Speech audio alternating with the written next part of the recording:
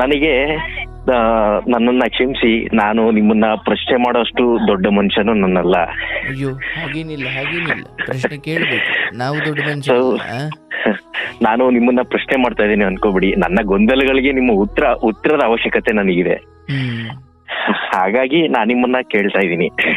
ಹ್ಮ್ ನಾನು ಇತ್ತೀಚೆಗೆ ನಾನು ನಿಮ್ಗೆ ಕೊನೆಯದಾಗಿ ಕಾಲ್ ಮಾಡಿದಾಗ ತಿಳಿಸಿದ್ದೆ, ಸ್ವಲ್ಪ ಅಧ್ಯಾತ್ಮದಲ್ಲಿ ಸ್ವಲ್ಪ ಸವಿರುಚಿ ನೋಡ್ತಾ ಇದ್ದೀನಿ, ಹುಡುಕಾಟದಲ್ಲಿ.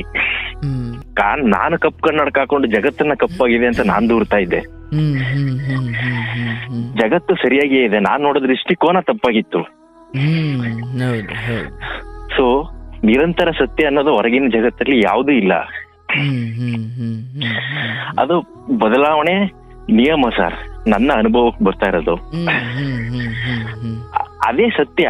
ಸೊ ಕೆಲವೊಂದು ಸತ್ಯಗಳನ್ನ ನನ್ನ ಎಕ್ಸೆಪ್ಟ್ ಮಾಡ್ಕೊಳ್ಳೋಕೆ ತುಂಬಾ ಕಷ್ಟ ಆಗ್ತಾ ಇತ್ತು. ಈಗ ಬೇರೆಯವರೆಲ್ಲ ಓಡ್ತಾ ಇದಾರೆ ಅಂತ ಅನ್ಸುತ್ತೆ.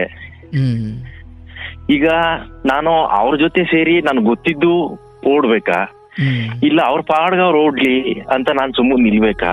ಹ್ಮ್ ನನ್ಗೆ ಇಷ್ಟು ವರ್ಷ ನನಗ್ ಗೊತ್ತಿದೆ ಅಂತ ಗೊತ್ತಿದ್ದಾಗ ನನ್ಗೆ ಏನು ಪ್ರಾಬ್ಲಮ್ ಆಗಿರ್ಲಿಲ್ಲ ಸರ್. ಇವಾಗ ನನ್ಗೆ ಗೊತ್ತಿಲ್ಲ ಅಂತ ಗೊತ್ತಾದಾಗ ನನ್ಗೆ ಗೊಂದಲಗಳು ಶುರುವಾಗಿದೆ. ಖಂಡಿತ. ಧನ್ಯವಾದ ಸರ್. ಶುಭವಾಗಿ ಅರ್ಜುನ ಅರ್ಜುನ ಕೃಷ್ಣನ್ಗೆ ಶರಣಾದಾಗ ಡೈರೆಕ್ಟ್ ಆಗಿ ಒಂದ್ ಮಾತು ಹೇಳಿದ್ರು ಅವರು. ತ್ರೈಗುಣ್ಯ ವಿಷಯ ವೇದ ನಿಸ್ತ್ರೈಗುಣ್ಯ ಭವ ಅರ್ಜುನ ನಿರ್ದ್ವಂದ್ವ ನಿತ್ಯ ಸತ್ವಸ್ತು ನಿರ್ಯೋಗಕ್ಷೇಮ ಆತ್ಮವಾನ್. ಹೌದು ಹೌದು ಹೌದು. ನಿನ್ನ ಇದೇನು ಅಂತ ಅಹಂಕಾರ ಇದೆಯೋ ಅದನ್ನ ಬಿಟ್ಟು ನಿನ್ನ ಆತ್ಮವನ್ನ ಸ್ವತಂತ್ರ ಮಾಡೋದನ್ನ. ಸತ್ಯ. ನಾನು ನಿನ್ನ ಸೇವೆಗೆ ನಾನ್ ನಿಂತ್ಕೊಂತೀನಿ ಅಂತ ಭಗವಂತನೇ ನಮ್ಮ ಸೇವೆಗೆ ನಿಂತಿದ್ದಾನೆ, ನಾವು ಗುರುತಿಸ್ತಿಲ್ಲ. ಹ್ಮ್ ಹ್ಮ್ ಹ್ಮ್ ಹ್ಮ್ ಇದನ್ನ ಶ್ರೀಕೃಷ್ಣ ಪರಮಾತ್ಮ ಇದನ್ನ ನೇರವಾಗಿ ಹೇಳಿದ್ರು ಸರ್. ಇದನ್ನ ಹ್ಮ್ ಜನ್ಮನೇ ಜಾಯತೆ ಶೂದ್ರ ಸಂಸ್ಕಾರ ದೀಯತೆ ದ್ವಿಜ ಹೌದು. ವೇದ ಪತಾತ್ ಭವತ್ ವಿಪ್ರ ಹ್ಮ್ ಬ್ರಹ್ಮ ಜನತಿ ಬ್ರಾಹ್ಮಣ.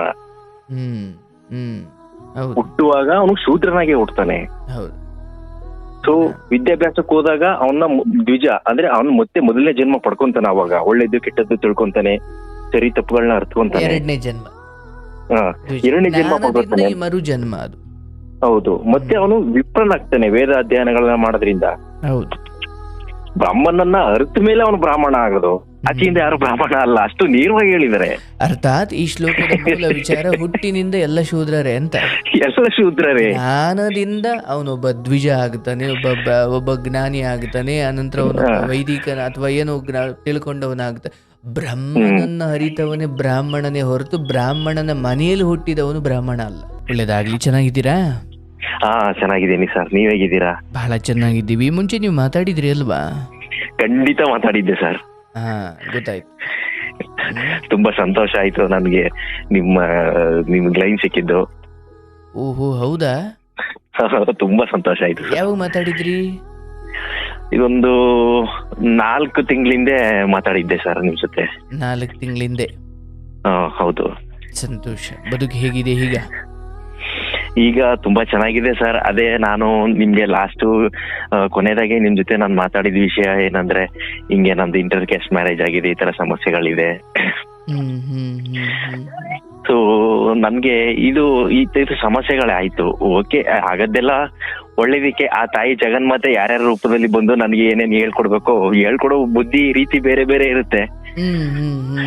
ಸೊ ಅದನ್ನ ಹುಡುಕ್ಬೇಕಾದವನು ತಪ್ಪುಗಳನ್ನ ಹೊರತುಪಡಿಸಿ ಒಳ್ಳೇದನ್ನ ಹುಡುಕ್ಬೇಕಾಗಿದ್ದು ನನ್ನ ಧರ್ಮ ಸರ್. ಅದ್ಭುತ ಅದ್ಭುತ. ನನಗೆ ನನ್ನನ್ನ ಕ್ಷಮಿಸಿ. ನಾನು ನಿಮ್ಮನ್ನ ಪ್ರಶ್ನೆ ಮಾಡೋಷ್ಟು ದೊಡ್ಡ ಮನುಷ್ಯನು ನನ್ನಲ್ಲ. ಅಯ್ಯೋ, ಹಾಗೇನಿಲ್ಲ ಹಾಗೇನಿಲ್ಲ, ಪ್ರಶ್ನೆ ಕೇಳಬೇಕು, ನಾವು ದೊಡ್ಡ ಮನುಷ್ಯರಲ್ಲ. ನಾನು ನಿಮ್ಮನ್ನ ಪ್ರಶ್ನೆ ಮಾಡ್ತಾ ಇದ್ದೀನಿ ಅನ್ಕೋಬಿಡಿ. ನನ್ನ ಗೊಂದಲಗಳಿಗೆ ನಿಮ್ಮ ಉತ್ತರದ ಅವಶ್ಯಕತೆ ನನಗಿದೆ. ಹಾಗಾಗಿ ನಾನು ನಿಮ್ಮನ್ನ ಕೇಳ್ತಾ ಇದ್ದೀನಿ. ನಾನು ಇತ್ತೀಚೆಗೆ ನಾನು ನಿಮ್ಗೆ ಕೊನೆಯದಾಗಿ ಕಾಲ್ ಮಾಡಿದಾಗ ತಿಳಿಸಿದ್ದೆ, ಸ್ವಲ್ಪ ಅಧ್ಯಾತ್ಮದಲ್ಲಿ ಸ್ವಲ್ಪ ಸವಿರುಚಿ ನೋಡ್ತಾ ಇದ್ದೀನಿ, ಹುಡುಕಾಟದಲ್ಲಿ ಅಂತ. ಕೆಲವೊಂದು ಆಗ್ತಾ ಕಲಿತಾ ಕೆಲವೊಂದನ್ನ ಕಲಿತಾ ನಾನು ಎಲ್ಲವನ್ನು ದ್ವೈತ ಭಾವದಲ್ಲಿ ನೋಡ್ತಾ ಇದ್ದೆ ಸರ್. ಈಗ ಅದನ್ನ ನಾನ್ ನಿಮ್ ಜೊತೆ ಇದು ಹಂಚ್ಕೊಳ್ಳೋದು ಸರಿನೋ ತಪ್ಪು ಅದು ನನ್ಗೆ ಅದು ಗೊತ್ತಿಲ್ಲ. ಎಲ್ಲ ಅದು ಆ ತಾಯಿ ಜಗನ್ಮಾತೆಗೆ ಅರ್ಪಣೆ ಆಗ್ಲಿ ಅಂತ ನನ್ನದೇನಿಲ್ಲ. ನನ್ಗೆ ಒಬ್ಬ ಗುರುವಾದವರು, ನೀವು ತಿಳಿದವರು, ನಿಮ್ಮ ಮಾರ್ಗದರ್ಶನ ನನಗೆ ಬೇಕಾಗಿದೆ, ಅದಕ್ಕೆ ಕೇಳ್ತಾ ಇದ್ದೀನಿ.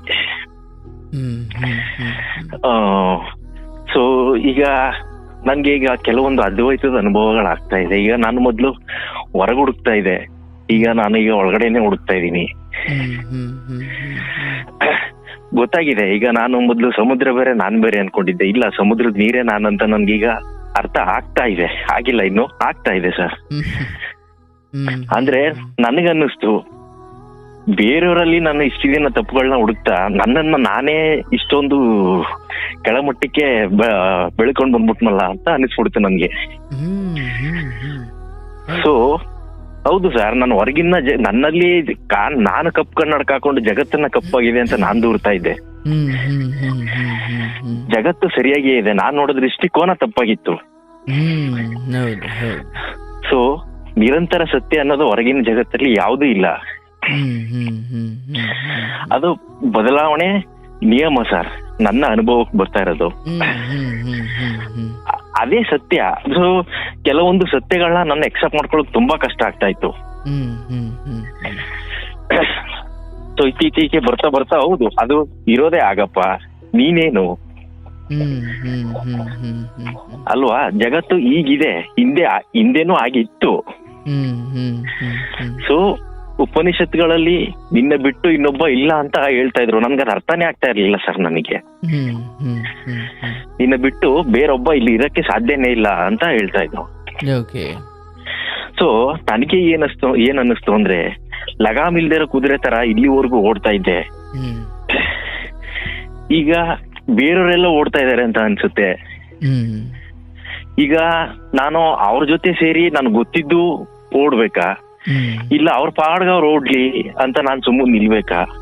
ನನ್ಗೆ ಇಷ್ಟು ವರ್ಷ ನನಗ್ ಗೊತ್ತಿದೆ ಅಂತ ಗೊತ್ತಿದ್ದಾಗ ನನ್ಗೇನು ಪ್ರಾಬ್ಲಮ್ ಆಗಿರ್ಲಿಲ್ಲ ಸರ್. ಇವಾಗ ನನ್ಗೆ ಗೊತ್ತಿಲ್ಲ ಅಂತ ಗೊತ್ತಾದಾಗ ನನ್ಗೆ ಗೊಂದಲಗಳು ಶುರುವಾಗಿದೆ. ಇದನ್ನ ಬೇರೆಯವ್ರಿಗೆ ನಾನು ಹಂಚಲ, ಅಥವಾ ಈ ಸಮಾಜದ ವಿಷಯ ನನಗೆ ಯಾಕೆ ಬೇಕು? ನನಗೆ ಆ ತಾಯಿ ಜಗನ್ಮಾತೆ ನನಗೆ ಕೊಟ್ಟಿರೋವರ, ಇದನ್ನ ನನ್ನನ್ನು ನಾನು ಉದ್ಧಾರ ಮಾಡ್ಕೊಳ್ಳೋಣ, ಅಥವಾ ನಾನು ಇನ್ನೂ ಕಲಿಯೋದಿದ್ಯಾ, ತಾಳ್ಮೆಯಿಂದ ಇರೋಣ ಅಂತ ಏನಂತಾನೆ ನನ್ಗೆ ಗೊತ್ತಾಗ್ತಾ ಇಲ್ಲ ಸರ್. ನನ್ಗೆ ನಿಮಗೆ ಕಂಡು ಬರ್ತಾ ಇರೋ ಸತ್ಯಗಳು ಯಾವ ರೀತಿಯಲ್ಲಿ ಕಂಡು ಅಂದ್ರೆ ಮೂಲ ಏನು, ಓದಿದ್ದ ಅನುಭವನ ಏನದು? ಅನುಭವಗಳು ಸರ್. ನಾನು ಇದನ್ನ ಕಂಟಿನ್ಯೂಸ್ ಆಗಿ ಮನನ ಮಾಡ್ತಾನೆ ಇದ್ದೆ. ಶ್ರವಣ, ಮನನ, ನಿಧಿಧ್ಯಾಸನ, ನನ್ ಕೈಲಿ ಆದಷ್ಟು ಇದಕ್ಕೆ ಸಮಯ ಕೊಟ್ಟು ಇದ್ರಲ್ಲೇ ಮುಳುಗ್ತಾ ಇದ್ದೆ ಸರ್ ನಾನು. ನಿಜ. ಈಗ ನೋಡಿ, ನಮ್ಮಲ್ಲಿ ನೀವು ಹೇಳ್ತಿರೋದು ಸತ್ಯ. ಯಾವಾಗಲಾದರೂ ಅಷ್ಟೇ, ನೀವು ಈ ಜ್ಞಾನದ ಯಾವ ತುದಿಯನ್ನು ತಲುಪಿದ್ರೂ ಕೂಡ ಒಬ್ಬ ಬಯಸಿ ಬರದ ಶಿಷ್ಯ ಅಥವಾ ಅಂಥದ್ದೇನು ಕೇಳಿಕೊಂಡು ಬರದ ಹೊರತು ಅದನ್ನ ಹೊರಗೆ ಹಾಕ್ಲಿಕ್ಕೆ ಹೋಗಬಾರ್ದು.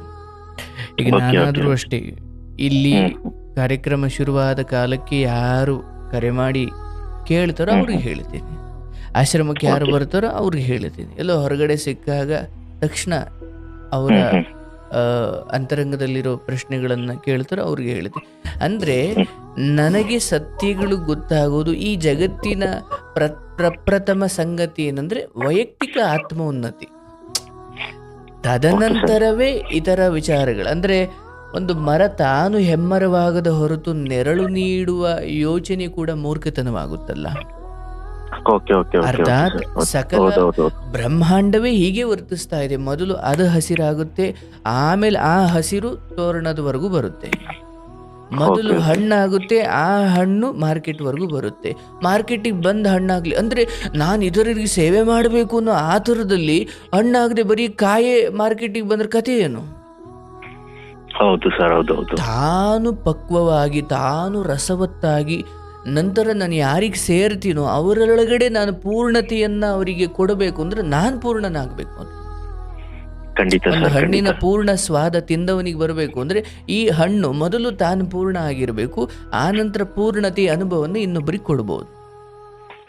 ನಮ್ಮಲ್ಲಿ ಎಲ್ಲ ಜ್ಞಾನವೂ ಕೂಡ ಮೊದಲು ನೀನು ಉನ್ನತಿ ಆಗು, ಕಡೆಗೆ ಅದನ್ನು ತಿಳ್ಕೊಳ್ಳೋ ಯೋಗ್ಯತೆ ಇಲ್ಲಿ ಯಾರಿಗೂ ಇಲ್ಲದೆ ಇರ್ಬೋದು, ಪರವಾಗಿಲ್ಲ. ಬಟ್ ಜ್ಞಾನ ಸ್ವಯಂ ನಿನ್ನ ಹಸಿವನ್ನು ನೀಗಿಸ್ಲಿಕ್ಕೆ ಬಂದಿದೆ. ಅದೇ ಹಸಿವನ್ನು ಯಾರೋ ಹೊಂದಿ ನಿಮ್ಮ ಬಳಿ ಹುಡುಕೊಂಡು ಬಂದರೆ ಮಾತ್ರ ಹೇಳಬೇಕು.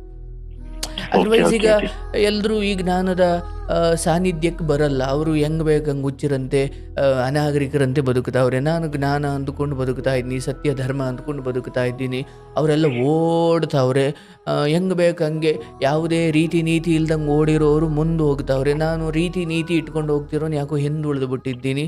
ಮತ್ತು ಇದರಲ್ಲಿ ಯಾವುದು ಮುನ್ನಡೆ ಯಾವುದು ಹಿನ್ನಡೆ? ಲೋಕದ ಕಣ್ಣಿಗೆ ಅವನು ಮುನ್ನಡೆ, ಆದರೆ ಆತ್ಮೋನ್ನತಿಯ ದೃಷ್ಟಿಯಲ್ಲಿ ಅಥವಾ ಸಮಸ್ತ ಆತ್ಮದ ಈ ಪ್ರಯಾಣದ ದೃಷ್ಟಿಯಲ್ಲಿ ನೀನು ಮುನ್ನಡೆ. ಅಂದರೆ ಆ ಅಲೌಕಿಕವಾದ ಜಗತ್ತಿನಲ್ಲಿ ಹಿಂದೆ ಮುಂದೆ ಅನ್ನೋದು ಇಲ್ವೇ ಇಲ್ಲ. ಲೋಕದ ಕಣ್ಣಿಗೆ ಹಿಂದೆ ಮುಂದೆ ಇದೆ. ಅವನೇನ್ರಿ ಅಷ್ಟು ಬೇಗ ಮನೆ ಕಟ್ಬಿಟ್ಟ, ಇವನೇನ್ರಿ ಇಷ್ಟು ಶಾರ್ಟ್ ಟರ್ಮಲ್ಲಿ ಇಷ್ಟು ದೊಡ್ಡ ಜಮೀನು ತಗೊಂಡ ಮನೆ ಕಟ್ಟಿದ, ಲೋಕದ ಕಣ್ಣಿಗೆ ಅದು. ಆದ್ರೆ ಅವನು ಏನು ಮಾಡಿ ಕಟ್ಟದ ಅದು ಅವನ ಆತ್ಮದ ಅವನತಿ ಕಾರಣ ಆಗಿರುತ್ತೆ. ಅಂದ್ರೆ ಲೋಕದಲ್ಲಿ ಉನ್ನತಿ, ಆತ್ಮದಲ್ಲಿ ಅವನತಿ. ಯಾಕಂದ್ರೆ ಅವನ ಅಧರ್ಮದ ಹಾದಿ ಹಿಡಿದಿರೋದ್ರಿಂದ ಅವನ ಅವನತಿ ಆಗಿರ್ತಾನೆ. ಬಟ್ ಅದರಿಂದ ಲೋಕದ ಕಣ್ಣಿಗೆ ಒಂದಷ್ಟು ಅವನು ಬೆಳೆದಿರೋ ತರ ಕಾಣುತ್ತೆ. ಅಂದ್ರೆ ಅನ್ಯಾಯದ ಮಾರ್ಗದಲ್ಲಿ ಹೋಗಿ ಅವನು ಹೊಲ ಆಸ್ತಿ ಮನೆ ಅದು ದೊಡ್ಡದಾಗಿ ಕಾಣಬಹುದು. ಆದರೆ ಅವನ ಆತ್ಮದಲ್ಲೇ ಅವನು ಪಾಪಿಷ್ಟನಾದ ಅಂದಾಗ ಸೊ ಜನ್ಮತಃ ಅವನು ಇನ್ನೂ ಮುಂದೆ ಜನ್ಮದಲ್ಲಿ ಅವನ ಪಾತಾಳಕ್ಕೆ ಹೋಗಿ ಹೀನ ಜನ್ಮ ಬದುಕ್ತಾನೆ.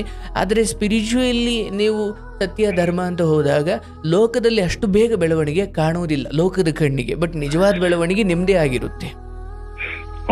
ಇಲ್ಲ ಸರ್, ನಾನು 4 ಜನನ ತಿದ್ದಬೇಕು ಅನ್ನೋ ಆಸೆ ಆಗ್ಲಿ ಅಥವಾ 4 ಜನ ನನ್ನನ್ನ ಹುಡ್ಕೊಂಡ್ ಬರ್ಲಿ ಅನ್ನೋ ಆಸೆ ಆಗ್ಲಿ, ನನಗೆ ಈ ಗೊಂದಲಗಳು ಒಳಗಿಂದ ನಾನು ಇರುತ್ತೆ. ಯಾಕಂದ್ರೆ ಮನುಷ್ಯ ಯಾವ್ದ್ರಲ್ಲೂ ಯಾವತ್ತೂ ಸ್ವಾರ್ಥಿ ಆಗ್ಬಾರ್ದಲ್ವಾ ಸರ್? ಸೊ ನೀವು ಎಂದು ಸ್ವಾರ್ಥದ ಬಗ್ಗೆ ಮಾತಾಡಬೇಕಂದ್ರೆ ಎಲ್ಲವನ್ನ ಗಳಿಸಿ ಅದನ್ನ ಕೇಳಿಕೊಂಡು ಬಂದವರಿಗೆ ಬರಿಗೈಲಿ ಕಳಿಸಿದಾಗ ನೀವು ಸ್ವಾರ್ಥದ ಮಾತಾಡಬೇಕು. ನಾನೇ ಇನ್ನೂ ಆ ಗಡಿಗೆಯಲ್ಲಿ ಪೂರ್ಣ ತುಂಬೇ ಇಲ್ಲ. ನೀವು ಎಂದೋ ಒಂದ್ ದಿವಸ ಒಂದೇ ಜನ್ಮದಲ್ಲಿ ಪೂರ್ಣತೆ ಪಡೆಯೋಕಾಗದೇ ಇದ್ರು ನೀವು ಒಂದ ಇನೇ ಕಲ್ತೀರಿ. ನೀವು ಸ್ಕೂಲ್ಗೆ ಹೋಗದೆ ನೀವು ಬರೀ 2, 3ನೇ ಕ್ಲಾಸ್ಗೆ 5ನೇ ಕ್ಲಾಸ್ಗೆ ಏನೋ ಇಂದ ಳವರೆಗೂ ಈ ಕಲ್ತಿದ್ರಿ ಅಷ್ಟೇ. 5ನೇ ಕ್ಲಾಸ್ಗೆ ಬಿಟ್ಬಿಟ್ರಿ.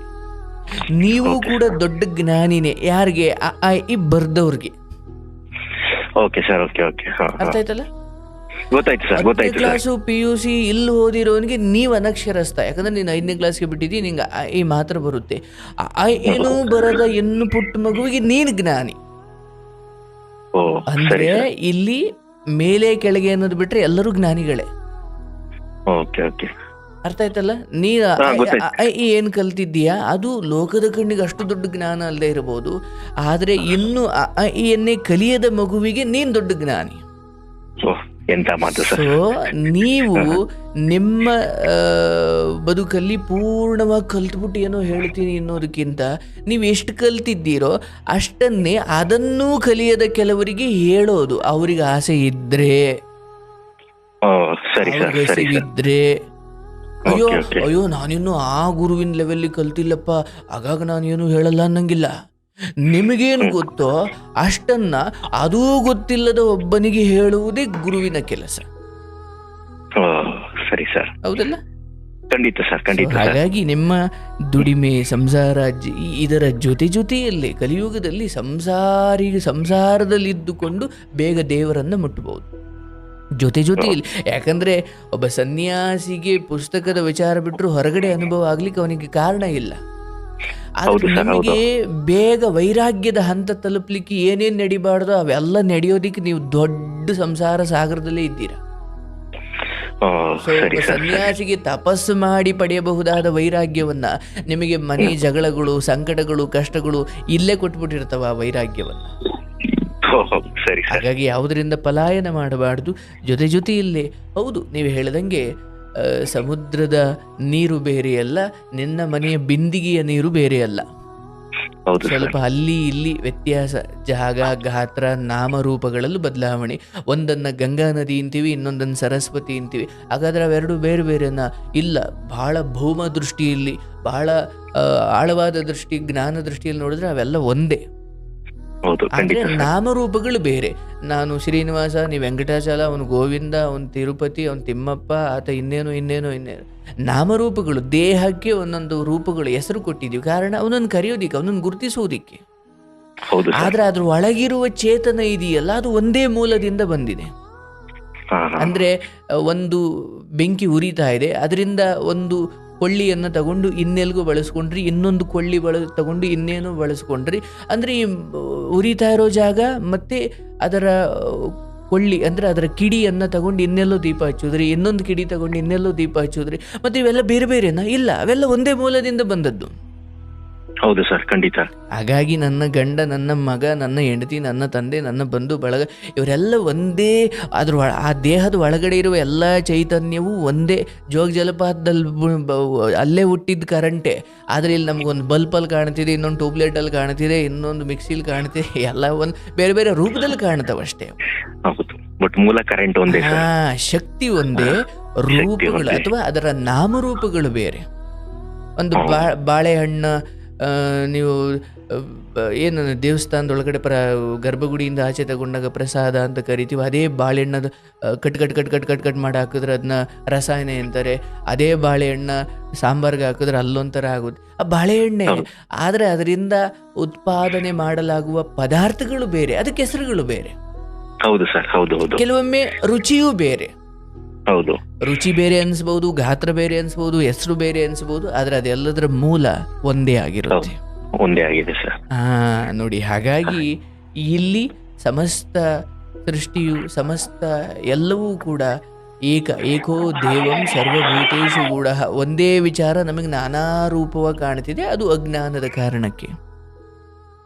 ಸೊ ನಿಮಗೀಗ ನಿಧಾನಕ್ಕೆ ನಿಮ್ಮ ಒಳಗಡೆ ಇದಿಂಗೆ ಸೊ ಆ ನೀನೇ ನಾನು, ನಿನ್ನೊಳಗಿರೋ ಚೈತನ್ಯ ನಾನೇ ಆಗಿದ್ದೀನಿ ಅಂದಾಗ ನಿನ್ನನ್ನು ಬೈಲಿಕ್ಕೆ ಕಾರಣ ಇಲ್ಲ. ನಿನ್ನನ್ನು ಬೈದ್ರೆ ನನ್ನನ್ನೇ ನಾನು ಬೈಕೊಂಡಂಗೆ. ಹೌದು ಸರ್, ಸತ್ಯ ಸರ್ ಅಲ್ವಾ? ಸೊ ಹೌದು ಸರ್. ಆ ಸನ್ಯಾಸಿಯ ಆ ಮಟ್ಟಿನ ಶಾಂತತೆಗೆ, ತಾಳ್ಮೆಗೆ ಏನು ಕಾರಣ ಅಂದ್ರೆ ನನ್ನನ್ನು ನಾನು ಬೈಕೊಳ್ಳಕ್ಕೆ ಯಾಕೆ ಇಷ್ಟಪಡ್ತೀನಿ ನಾನು? ಹೌದು, ಸತ್ಯ ಸರ್.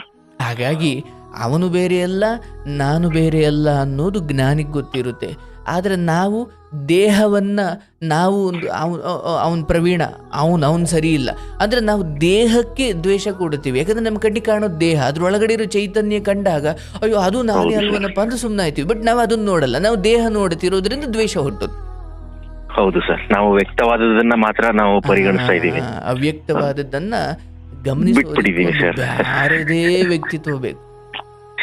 ಹೌದು ಸರ್, ಅವ್ಯಕ್ತವಾದದ್ದು ಇದೆ ಅಂತ ನಮ್ ಗಮನಕ್ಕೆ ಬರೋದಕ್ಕೇನೆ ಆ ತಾಯಿ ಆಶೀರ್ವಾದ ಇರಬೇಕು.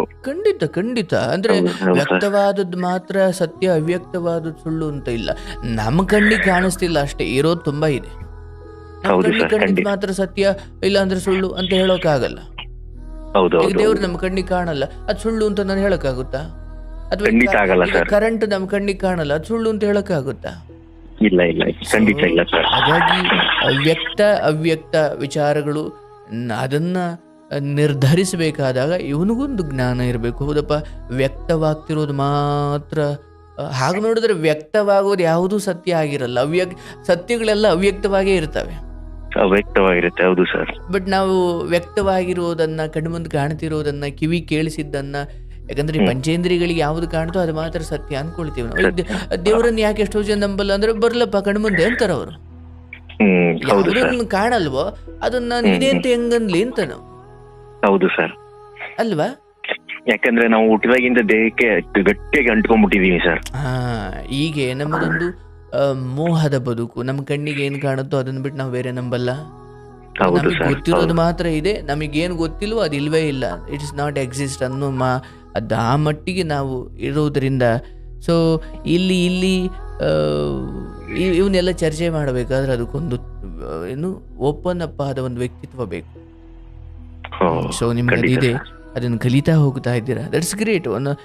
ಈಗ ನಾನು ಹೇಳೋದು, ನನಗಿಂತ ಅತ್ಯುತ್ತಮವಾಗಿ ನಿಮಗೆ ಅರ್ಥ ಮಾಡಿಸೋ ಗುರುಗಳು ಸಿಗ್ಬೋದು, ಕೇಳ್ಬೇಕು. ಯಾರು ಸಿಗ್ತಾರೋ ಹಿಂಗಿದೆ, ಹಿಂಗೆ ಅಂದ್ಕೊಂಡಿದ್ನಿ, ಇದೇನು ಬರ್ತಾರೆ. ನಿಮ್ಗೆ ಹಸಿವು ಸಿಕ್ಬಿಟ್ರೆ ಸಾಕು, ಅದನ್ನು ತಣಿಸೋದಿಕ್ಕೆ ದೇವ್ರು ಯಾರನ್ನು ಕಳಿಸ್ತಾನೆ.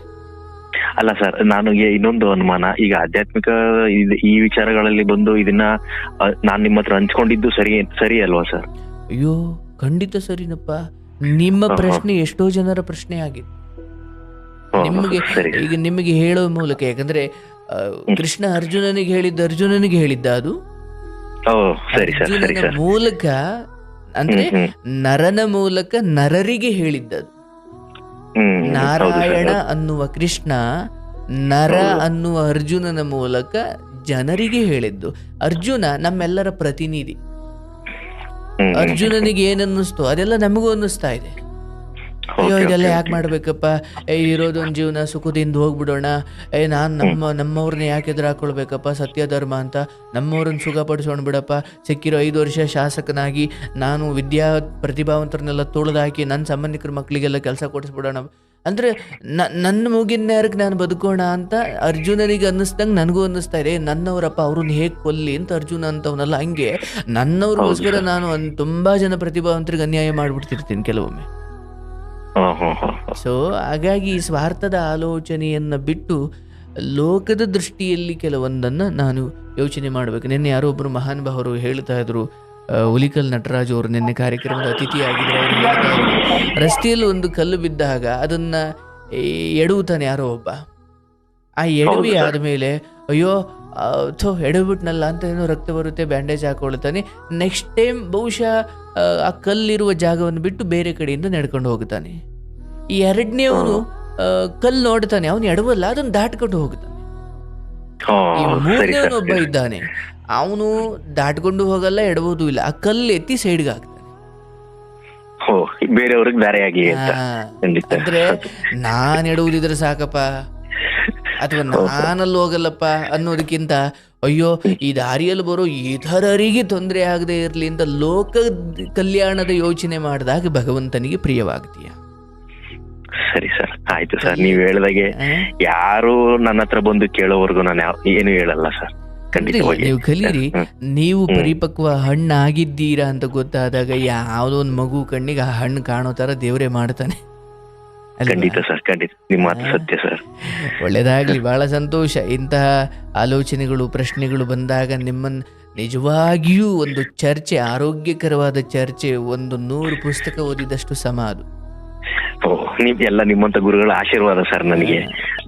ನಿಮ್ಮಂತ ಗುರುಗಳು ಊಟ ಮಾಡಿದ್ ಬಿಟ್ಟದ ಅದು ಅಗಳಿದೆಯಲ್ಲ ನೀವು ಬಿಟ್ಟಿದ್ದೆ, ಅದನ್ನ ನಾನು ಈಗ ತಿಂದಿದ್ದೀನಿ, ಅದ್ರ ರುಚಿ ನನಗೆ ಗೊತ್ತಾಗಿದೆ ಸರ್. ಏನಿಲ್ಲ ನಾವೆಲ್ಲ ಬಹಳ ಚಿಕ್ಕವರು ನೋಡಿ. ನಿಮ್ಮ ಈ ಜ್ಞಾನದ ಹಸಿವು ನಮಗೆ ನಿಮ್ಮ ಹತ್ರ ಒಂದೇ 5 ಅವರ್ ಮಾತಾಡಿದ್ರೆ ನಮಗೆ ಸಮಯ ಗೊತ್ತಾಗಲ್ಲ. ನಾನಂತೂ ಅದರದ್ದು ಹುಚ್ಚ. ಕೇವಲ ಶಿಷ್ಯರು ಸಿಕ್ಬಿಟ್ರೆ ಸಾಕು. ಹಿಂದೆ ಪರಮಹಂಸರು ಕಾಳಿಯನ್ನ ಬೇಡ್ಕೊಳ್ಳೋರಂತೆ, ಅವ್ವ ಹೇಗೆ ಒಂದು ಮಗುವಿಗೆ ಮೊಲೆ ಹೊಣಿಸುವಾಗ ತಾಯಿ ಮಗು ಅಂದ್ರೆ ಎದೆ ಹಾಲು ವ್ಯರ್ಥ ಆಗಬಾರ್ದು, ಮಗುವಿಗೆ ಆಗಬೇಕು ಅಂತ ಇರುತ್ತಲ್ಲ, ಹಾಗೆ ಒಬ್ಬ ನಿಜವಾದ ಕಾರುಣ್ಯ ತುಂಬಿರೋ ಗುರು ಆ ಪರಮಹಂಸರು ಕಾಳಿಯನ್ನ ಕೇಳಿಕೊಳ್ಳು, ಯಪ್ಪ ನನಗೆ ಒಳ್ಳೆ ಶಿಷ್ಯರನ್ನು ಕಳಿಸವ ನನ್ನ ಬಳಿ ಅಂತ. ಅಂದ್ರೆ ತಾಯಿಗೋಸ್ಕರ ಅಥವಾ ಮಗುವಿಗೋಸ್ಕರ ತಾಯಿ ಹೇಗೆ ಅಪಹಪಿಸ್ತಾಳೋ, ರಾಮಕೃಷ್ಣರು ಕಾಳಿ ಮಾತೆಯನ್ನು ಬೇಡ್ಕಣರಂತೆ, ನನಗೆ ಈ ದಕ್ಷಿಣೇಶ್ವರಕ್ಕೆ ಒಳ್ಳೆ ಶಿಷ್ಯರನ್ನ ಕಳಿಸ್ಕೊಡು, ಹಸಿವು ಇರೋ ಶಿಷ್ಯರನ್ನ. ಆಗ ಬಂದಿದ್ದ ಮಹಾನುಭಾವರೇ ವಿವೇಕಾನಂದ ಸ್ವಾಮಿಗಳು. ಅವರು ಯಾವ್ದೋ ಒಂದು ಪ್ರಸಂಗದಲ್ಲಿ ಬರುತ್ತೆ ಸರ್, ಅವರು ವಿವೇಕಾನಂದ ಅವರಿಗೆ ಒಂದು ಕತೆ ಹೇಳು ಅಂತ ಕೇಳ್ತಾರೆ. ಅವರು ಪುಸ್ತಕ ತಗೊಳಕ್ ಹೋಗ್ತಾರೆ. ಎಂತ ಮಾತು ಅಂದ್ರೆ ಸರ್, ಅದು ಇನ್ನೂ 500 ವರ್ಷಗಳಾದ್ರೂ ಆ ಮಾತು ಯಾವತ್ತೂ ಒಳ್ಳೇದಾಗಲ್ಲ. ಅವರು ಎಷ್ಟು ಚೆನ್ನಾಗಂತಾರಂದ್ರೆ, ಸಕ್ಕರೆ ಮೂಟೆ ಒತ್ತಿರೋ ಕತೆಗೂ ಪುಸ್ತಕದ ಜ್ಞಾನ ತುಂಬಿಕೊಂಡಿರೋ ಮನುಷ್ಯನ್ಗೂ ಏನು ವ್ಯತ್ಯಾಸ ಇಲ್ಲ ಅನ್ಬಿಟ್ರು ಸರ್. ಯಾಕೆಂದ್ರೆ ಸಕ್ಕರೆ ಕತ್ತೆ ತನ್ನ ಮಿಗಿಲ ಮೇಲೆ ಹೊತ್ಕೊಂಡಿರುತ್ತೆ, ಅದ್ರ ರುಚಿನ ಯಾವತ್ತೂ ಎಂದಿಗೂ ಅದು ನೋಡಕ್ ಸಾಧ್ಯನೇ ಇಲ್ಲ.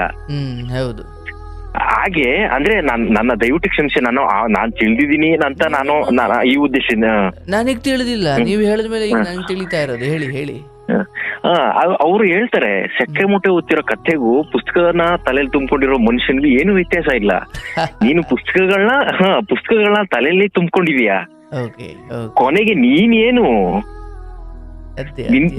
ನಿನ್ನದೇನು, ಸ್ವಯಂ ಸೃಷ್ಟಿ ಏನು ಇಲ್ಲ ಅಲ್ಲಿ. ಏನಿದೆ ನಿನ್ನ ಜ್ಞಾನ ಏನು, ಹೊರಗೆ ಏನ್ ಹೇಳ್ತಾ ಇದೀಯಾ, ನೀನ್ ಏನ್ ಹೇಳಕ್ ಹೊರಟಿದ್ಯಾ? ನೋಡಿ, ಇದು ಅದ್ಭುತ. ಇದು ನೋಡಿ ಅದು ಎಂಥ ಒಳ್ಳೆ ಮಾತು ಅಂದರೆ, ನೀವು ಏನೇ ಓದಿ ಅದನ್ನು ನಿಮ್ಮ ಬದುಕಿನ ಪ್ರಾಕ್ಟಿಕಾಲಿಟಿಯಾಗಿ ಅರ್ಥೈಸ್ಕೊಂಡು ಅದಕ್ಕೆ ವಿವರಣೆ ಸ್ವಂತ ಪದಗಳಲ್ಲಿ ನೀಡೋ ಶಕ್ತಿ ನಿಮಗೆ ಬರಬೇಕು. ಹೌದು ಈಗ ಸರ್. ನೋಡಿ, ನಾನು ಪುಸ್ತಕದಲ್ಲಿ 1000 ಓದಿರ್ಬೋದು, ಇಲ್ಲಿ ಬರುವ ಜನರ ಸಮಸ್ಯೆ ಒಬ್ಬೊಬ್ರದ್ದು ಒಂದೊಂದು. ಹೌದು ಸರ್. ತಡೆಯಮ್ಮ, ನಾನು ಈ ಪುಸ್ತಕ ನೋಡ್ತೀನಿ ಅಂತ ನಾನು ನೋಡ್ಕೊಂಡು ಕೂತ್ಕೊಳಕ್ಕಾಗಲ್ಲ. ಹೌದು ಸರ್, ಹೌದು. ಈಗ ನೋಡಿ, ಈಗ ಒಂದು ಕಾರ್ ಡ್ರೈವಿಂಗ್ ಬಗ್ಗೆ ಥಿಯರಿಟಿಕಲಿ ನಾನು ಅದ್ರ ಬಗ್ಗೆ ಪಾಠ ಮಾಡಿ ನಾನು ಕ್ವಶನ್ ಕೊಟ್ಟವ್ರ ಹತ್ರ, ಸ್ಟೂಡೆಂಟ್ಸ್ ಗಳ ಹತ್ರ ನನ್ನ ಪ್ರಶ್ನೆಗಳ ಉತ್ತರನ ನಾನು ಆರಾಮಾಗಿ ತಗೊಬಹುದು. ಬಟ್ ನಾನು ಅವ್ರಗಳನ್ನ ಕಾರ್ ಡ್ರೈವಿಂಗ್ ಸೀಟಲ್ಲಿ ಕೂರ್ಸಿದ್ರೆ ಅವ್ರು ಏನ್ ಮಾಡ್ತಾರೆ? ಹೌದು, ನಿಜ ನಿಜ. ಅಲ್ವಾ ಸರ್? ಅದಕ್ಕೆ ಇನ್ನೊಂದು ಹೇಳ ನಾನು, ಅದೇನಂತ ನೀವು ಹೇಳಿದ್ರಿ, ಒಬ್ಬ ನಿಜವಾದ ಶಿಷ್ಯ ಹೇಗಿರ್ತಾನೆ ಅಂತ ಆ ಮಹಾನುಭಾವರು. ನಿಮ್ಮದೇ ಉದಾಹರಣೆ ಹೇಳ್ಬೇಕಂದ್ರೆ, ಈಗ ನೀವು ಪಾಯಸದ ರುಚಿಯನ್ನ ತಿಳ್ಕೊಳ್ಳಿಕ್ಕೆ ನಾವು ಮೈ ಮೇಲೆ ಎಷ್ಟು ಸುರ್ಕೊಂಡ್ರು ನಮ್ಗೆ ಪಾಯಸದ ರುಚಿ ಗೊತ್ತಾಗಲ್ಲ. ಹೌದು ಸರ್. ಅದೇ ಒಂದ್ ಚೂರು ತೆಗೆದು ನಾಲ್ಗೆ ಮೇಲೆ ಇಟ್ಕೊಂಡ್ರೆ ರುಚಿ ಗೊತ್ತಾಗುತ್ತೆ. ಹೌದು. ಇದನ್ನೇ ಇದು ಪುರಂದರ ದಾಸರವ್ರದ್ದು ಈಗ ರೀಸೆಂಟ್ ಆಗಿ ಒಂದು ಹಾಡು ಕೇಳಿದೆ ಸರ್. ಅದು ಗುರುವಿಗೆ ಗುಲಾಮನಾಗದ ಹೊರತು ದೊರೆಯದಣ್ಣ ಮುಕುತಿ, ಪರಿಪರಿ ಶಾಸ್ತ್ರವ ಓದಿ ವ್ಯರ್ಥವಾಯಿತೆ ಭಕ್ತಿ. ಹೌದು ಹೌದು ಹೌದು ಹೌದು ಹೌದು. ಎಷ್ಟು ಸುಂದರವಾಗಿ ಹೇಳಿದಾರ ಅವರು. ನಿಜ ನಿಜ. ನಾನು ಶಾಸ್ತ್ರ ವೇದಗಳೆಲ್ಲ ಓದಿ ಅದೆಲ್ಲ ಈಗ ವ್ಯರ್ಥ ಆಗಿದೆ. ಅದು ಏನದು? ನಿಜ ನಿಜ. ಅದಕ್ಕೆ ತುಂಬಾ ಚೆನ್ನಾಗಿರೋ ಇನ್ನೊಂದು ಮಾತು ಅಂದ್ರೆ, ಯಾವ ಕಾಲದ ಶಾಸ್ತ್ರ ಏನು ಹೇಳಿದರೇನು, ಎದೆಯ ದನಿಗಿಂತ ಮಿಗಿಲಾಹುದೇನು. ಅಂದ್ರೆ ನಿನ್ನ ಎದೆಯಲ್ಲಿ ಬರೋ ಆ ಸಾತ್ವಿಕ ಆಲೋಚನೆಗಳು ಯಾವ ಶಾಸ್ತ್ರಗಳಿಗಿಂತ ದೊಡ್ಡದು. ಈಗ ನಾನು ಈ ಗುರುವನ್ನ ಕೇಳಬೇಕು, ನಾನು ಈ ಪ್ರಶ್ನೆಗೆ ಉತ್ತರ ತಗೊಳ್ಬೇಕು, ನನ್ಗೆ ಹಿಂಗೆ ಅನ್ನಿಸ್ತಾ ಇದೆ. ಯಾವ ಕಾಲದ ಶಾಸ್ತ್ರ ಏನು ಹೇಳಿದರೇನು, ನಿನ್ನ ಎದೆಯ ದನಿ. ಶಾಸ್ತ್ರ ಕೆಲವೊಮ್ಮೆ ಕೆಲವೊಮ್ಮೆ ಆ ಜಾತಿಯವನು ಕಷ್ಟದಲ್ಲಿದ್ರೆ ಹೋಗಬೇಡ, ಅವನೇನಾದ್ರೂ ನರಕ ಅನುಭವಿಸ್ಲಿ ಅಂತ ಯಾವುದೋ ಒಂದು ಶಾಸ್ತ್ರ ಹೇಳಿದೆ ಎಂದುಕೊಳ್ಳೋಣ. ಆದ್ರೆ ನನ್ನ ಎದೆಯ ಧ್ವನಿ ಹೇಳ್ತಾ ಇದೆ, ಇಲ್ಲ ಹೋಗಪ್ಪ, ದಯವಿಟ್ಟು ನಿನ್ನ ತಮ್ಮನೋ ತಂಗಿನೋ ಅಕ್ಕನೋ ಇದ್ರೆ ಅದನ್ನು ನೀನು ಉಪಕಾರ ಮಾಡ್ತಿರ್ಲಿಲ್ವಾ, ಹೋಗಿ ಮಾಡು ಅಂತ ಎದೆಯ ದನಿ. ನನಗೆ ಯಾವ್ದು ಮಾತು ಕೇಳಬೇಕು? ಶಾಸ್ತ್ರ ಬಿಡು, ನಿನ್ನ ಎದೆಯ ದನಿ ಏನು ಹೇಳ್ತಿದೆ ಅದನ್ನು ಮಾಡು ಅಂತಾರೆ ದೊಡ್ಡವರು. ಹೌದು ಸರ್, ಖಂಡಿತ. ನಾವು ಕೆಲವೊಮ್ಮೆ ಪುಸ್ತಕ ಇವುಗಳ ಒಂಚೂರು ಒಂದು ಹೆಮ್ಮೇಳ ತಗೊಳ್ಬೇಕು, ಒಂಚೂರು ಪುಷ್ ಆಗ್ಲಿಕ್ಕೆ ಒಂಚೂರು ಅದರ ಸಹಾಯ ತಗೊಳ್ಬೇಕು. ಆನಂತರ ನಿಮ್ಮೊಳಗಡೆ ಅದಕ್ಕೆ ಧ್ಯಾನ ಯಾಕೆ ಬಂತು ಅಂದ್ರೆ ಆ ಕಾರಣಕ್ಕೆ. ಒಂದು ವಿಚಾರ ಇಟ್ಟುಕೊಂಡು ಅದನ್ನೇ ಜಪಿಸ್ತಾ ಕೂತ್ಕೊಂಡ್ರೆ ಇಲ್ಲಿವರೆಗೂ ಯಾವ ಪುಸ್ತಕದಲ್ಲೂ ಇಲ್ದಿದ್ದು ನಿಮ್ಗೂ ಹೊಳಿಬಹುದು. ಹೌದು ಸರ್, ಹೌದು. ಸೊ ಅದನ್ನ ಮನನ, ನಿಧಿಧ್ಯಾಸನ, ನೀವು ಸುಮ್ಮನೆ ಓದೋದು ಅಧ್ಯಯನ ಅದು ಜ್ಞಾನದ ಮೊದಲ ಹಂತ ಅಷ್ಟೇ. ಹೌದು ಸರ್, ಹೌದು. ಆದ್ರೆ ಅದೇ ಈಗ ಡಾಕ್ಟರ್ಗೆ MBBS ಓದ್ಬೇಕಾದ್ರೆ ಏನೇನೋ ವಿಚಾರಗಳು ಹೇಳ್ಕೊಡ್ತಾರೆ. ಯಾವ ಒಂದು ಕಾಯಿಲೆಯ ರೋಗಿ ಬಂದಾಗ ಅವನನ್ನು ಹೇಗೆ ಉಪಚಾರ ಮಾಡಬೇಕು, ಅವನನ್ನು ಹೇಗೆ ಮಾತಾಡಿಸ್ಬೇಕು, ಬಂದ ತಕ್ಷಣ ತಗೊಳ್ರಿ ಮಾತ್ರೆ, ನಮಗೆ ಟ್ರೈನಿಂಗಲ್ಲಿ ಈ ರೋಗಕ್ಕೆ ಈ ಮಾತ್ರೆ ಅಂತ ಹೇಳಿದ್ರು, ತಗೊಳ್ರಿ ಹೋಗ್ರಿ ಅಂತ ಕಳ್ಸೋಕ್ಕಲ್ಲ. ಅವನನ್ನು ಪ್ರೀತಿಯಿಂದ ಉಪಚಾರ ಮಾಡಿ ಅವನ ಕಷ್ಟ ನನ್ನ ಕಷ್ಟ ಅಂದ್ಕೊಳ್ಳೋದು ಎದೆಯ ಧ್ವನಿ. ಅದು MBBS ಅಲ್ಲಿ ಕಲಿಸೋದು ಅಲ್ಲ ಅದು. ಖಂಡಿತ ಸರ್. ಅಯ್ಯೋ ಏನಪ್ಪ ಹುಷಾರಿಲ್ಲ, ಏನ್ ಮಾಡ್ತಿದ್ಯಾ, ಏನು ಹೆಂಗ್ಸವ್ರಿಗೆ ಹೋಗಿದ್ಯಾ, ತಗೊಳಪ್ಪ ಊಟ ಮಾಡ್ಕಳೆಯ, ಇದು MBBS ಅಲ್ಲಿ ಹೇಳ್ಕೊಟ್ಟಿಲ್ಲ. ಬಟ್ ಇದು ಎದೆಯ ದನಿ ಅಲ್ವಾ? ಹೌದು ಸರ್, ಹೌದು. ಆತ್ಮನಿಗಿಂತ ಮತ್ತೊಂದು ವೈದ್ಯ ಇಲ್ಲ ಸರ್. ಸತ್ಯ. ಅದನ್ನ ನಮ್ಮ ಗುರುಗಳು ಅಥವಾ ಎಲ್ಲ ಮಹಾತ್ಮರು ಹೀಗೆ ಇರ್ತಾರಪ್ಪ. ಅವರು ಬರೀ ಶಾಸ್ತ್ರಕ್ಕೆ ಸೀಮಿತ ಆಗಿರಲ್ಲ. ಅವರು ಆಕ್ಚುಲಿ ಕೆಲವೊಮ್ಮೆ ಶ್ಲೋಕನೂ ಅವ್ರಿಗೆ ಗೊತ್ತಿರಲ್ಲ. ಆದ್ರೆ ಮನುಷ್ಯತ್ವದ ತುದಿಗೋಗಿ ಈ ಧರ್ಮದ, ಈ ಶಾಸ್ತ್ರದ, ಈ ಸನಾತನ ಧರ್ಮದ ಶ್ರೇಷ್ಠತೆಯನ್ನ ಅವರು ಸ್ವಯಂ ಬದುಕ್ತಿರ್ತಾರೆ. ಬರೀ ನಾಲ್ಗೆ ಮೇಲೆ ಇಟ್ಕೊಂಡು ಉಪನ್ಯಾಸ ಮಾಡಲ್ಲ ಅವರು. ಹೌದು ಸರ್, ಪಾಂಡಿತ್ಯ ಪ್ರದರ್ಶನ ಬೇರೆ, ಆಚಾರ್ಯ ಅನ್ನೋದು ಬೇರೆ. ಆಚರಿಸುವವನೇ ಆಚಾರ್ಯ. ಯಾರು ಓದಿದ್ದನ್ನ ಆಚರಣೆಗೆ ತರ್ತಾನೋ ಅವನು ಆಚಾರ್ಯ. ಅದಕ್ಕೆ ನಾವು ಮಧ್ವ ಆಚಾರ್ಯರು, ಶಂಕರ ಆಚಾರ್ಯರು, ರಾಮಾನುಜ ಆಚಾರ್ಯರು ಅಂದ್ರೆ ಈ ಆಚಾರ್ಯರು ಯಾಕೆ ಬಂತು ಅಂದ್ರೆ ಅವರು ಹೇಳಿದ್ದನ್ನೇ ಬದುಕಿದ್ರು. ಪಂಡಿತನ ನಾವು ಆಚಾರ್ಯ ಅಂತ ಹೇಳಿ, ಯಾಕಂದ್ರೆ ಆತ ಹೇಳ್ತಾನೆ ಬಟ್ ಹಂಗ್ ಬದುಕಲ್ಲ. ಎಲ್ಲ ಹಂಗೆ ಅಂತ ಹೇಳಲ್ಲ, ಬಟ್ ಆಚಾರ್ಯರಾಗುವುದು ಬಹಳ ಕಷ್ಟ. ಯಾಕಂದ್ರೆ ಆಚರಿಸಿ ತೋರಿಸಬೇಕು ಅದನ್ನ. ಹೌದು, ಖಂಡಿತ ಸತ್ಯವಾದ ಮಾತು ಸರ್. ಹೌದು. ಸೊ ಹಾಗಾಗಿ ನಾವೆಲ್ಲರೂ ಆಚಾರ್ಯರಾಗ್ಲಿ ಪ್ರಯತ್ನ ಪಡ್ಬೇಕು. ಯಾಕಂದ್ರೆ ಎಲ್ರಿಗೂ ಧರ್ಮ ಒಳ್ಳೇದು ಕೆಟ್ಟದ್ದು ಎಲ್ರಿಗೂ ಗೊತ್ತೇ ಅಪ್ಪ, ಭಗವಂತ ಇಟ್ಟಿರ್ತಾನೆ, ಬಟ್ ಯಾರು ಆಚರಿಸಲ್ಲ ಅಷ್ಟೆ. ಅದು ಅದು ಪರಮಹಂಸರು ಹೇಳ್ದಂಗೆ ಅದು ಬರೀ ಪುಸ್ತಕದ ಕಥೆ ಆಗಿರುತ್ತೆ. ಓ ಹೌದು ಹೌದು. ಅದಕ್ಕೆ ನನಗೆ ಎಂತ ಶಿಷ್ಯರು ಬೇಕು ಅಂದ್ರೆ, ಈಗ ನೀವು ಒಂದು ಪಾಯಸದ ಬಕೆಟ್ ಒಳಗಡೆ ಸೋಟು ವರ್ಷಲ್ಲ, ಈಗ ಸೋಟಿಗೆ ಏನ್ ಗೊತ್ತಾಗುತ್ತೆ ಅದಕ್ಕೆ ರುಚಿ? ಹೌದೌದು. ನಿಜವಾದ ಶಿಷ್ಯ ಸೌಟಂಗಿರಬಾರ್ದು ಅಂತ. ಈ ಗುರುಗಳ ಜೊತೆನೆ ವರ್ಷ ಪೂರ್ತಿ ಇದ್ರು ಕೂಡ ಏನು ಕಲ್ತಿರಲ್ಲ. ಕೆಲವು ಶಿಷ್ಯರು ಇರ್ತಾರೆ, ಅವ್ರು ಸುಮ್ಮನೆ ನಾಲ್ಗೆ ಇದ್ದಂಗೆ ಒಂಚೂರು ಇಕ್ಕಿದ್ರೆ ಅದ್ರ ರುಚಿ ಕಂಡ್ಕೊಂಡ್ಬಿಡ್ತಾರೆ. ಹೌದು ಸರ್, ಸತ್ಯ. ಕೆಲವರಿಗೆ ವರ್ಷ ಪೂರ್ತಿ ಬೋಧನೆ ಮಾಡೋರು ಒಂಥರ ಪಾಯಸದ ಬಕೆಟ್ ಒಳಗಡೆ ಇರೋ ಸೋಟಿಂತಾರ, ಅವರು ರುಚಿ ಗೊತ್ತಾಗಲ್ಲ ಅವ್ರಿಗೆ. ಇದನ್ನೇ ಸರ್, ಈ ವಿಷಯನೇ ಅಲ್ಲಮ್ಮ ಪ್ರಭು ಅವರು ಹೇಳ, ಅವ್ರು ಓದ್ದವರಲ್ಲ ಏನಿಲ್ಲ. ಮಹಾನುಭಾವ ಅಲ್ಲಮ್ಮ ಪ್ರಭು ಅವರು ಎಷ್ಟು ಚೆನ್ನಾಗಿ ಹೇಳಿದ್ರು, ಏನ ಕಂಡರೇನಯ್ಯ ನಿನ್ನ ನೀ ಕಾಣದೊಡೆ.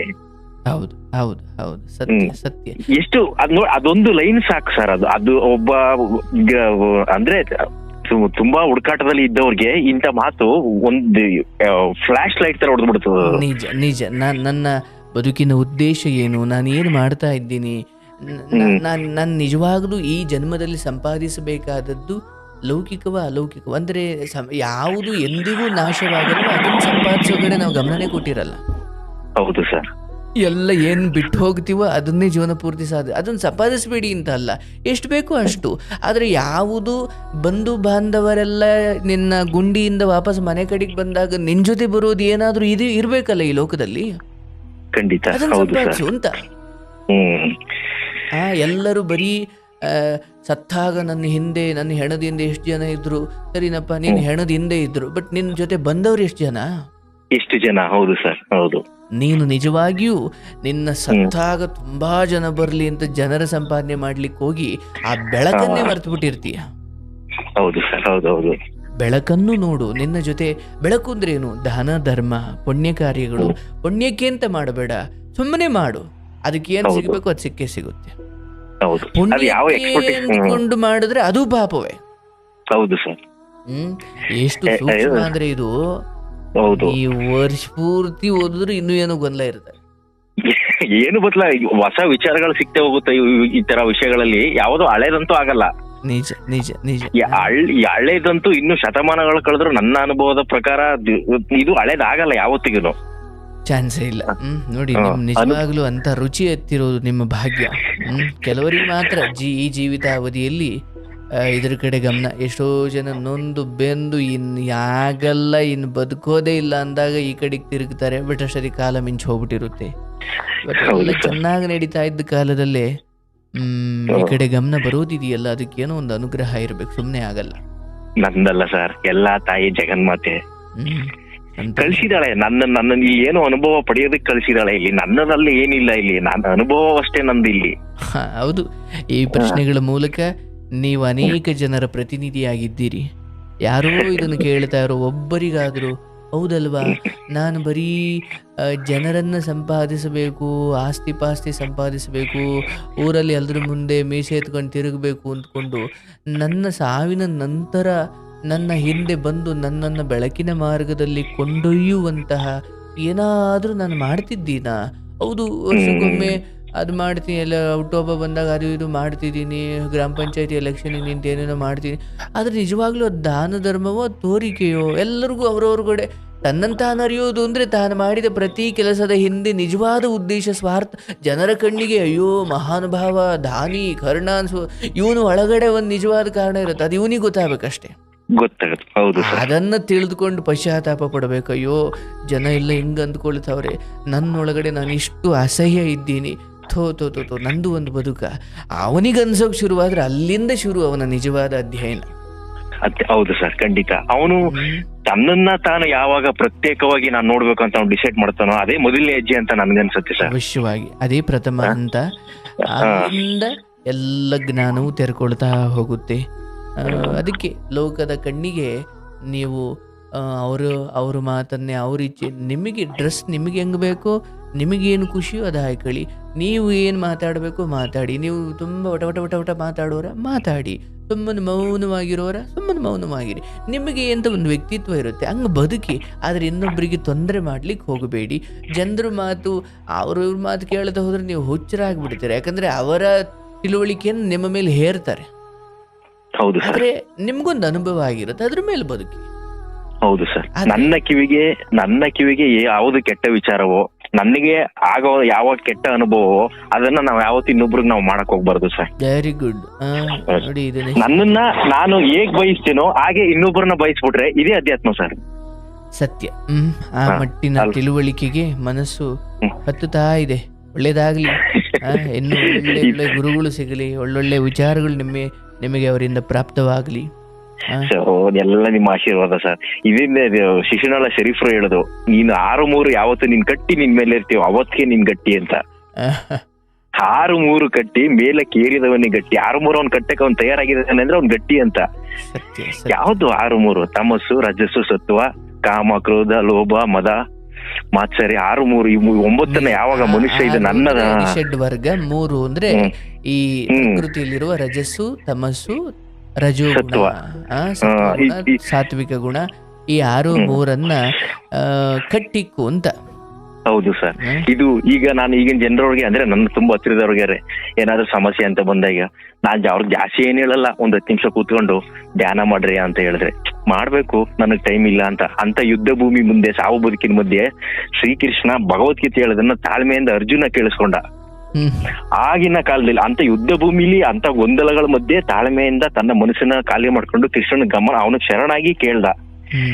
ಇಲ್ಲಿ ಈ ಜಗತ್ತಲ್ಲಿ ಏನಂದ್ರೆ ಏನಿಲ್ಲ, ಏನಾದ್ರು 10 ನಿಮಿಷ ದಾನ ಮಾಡ್ರಿ, ಮಾಡ್ಬೇಕು, ನನ್ಗೂ ಇಷ್ಟ, ಆದ್ರೆ ಟೈಮ್ ಇಲ್ಲ.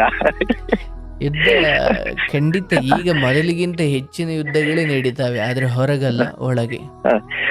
ಎಷ್ಟು ಅಂಟ್ಕೊಂಡ್ಬಿಟ್ಟಿದೀವಿ ಈ ದೇಹಕ್ಕೆ, ಈ ಜಗತ್ತಿಗೆ ಅಂತಂದ್ರೆ ನಾವೆಲ್ಲ ಸರ್ ನಿಜವಾಗ್ಲೂ ತುಂಬಾನೇ ಅಂಟ್ಕೊಂಡ್ಬಿಟ್ಟಿದೀವಿ. ಇರ್ಲಿ, ಅವ್ರವ್ರ ಸಮಯ ಬಂದಾಗ ಬಿಡಿಸ್ಕೊಳ್ಳೇಬೇಕು, ಬಿಡಿಸ್ಕೊಳ್ತಾರೆ ಕೂಡ.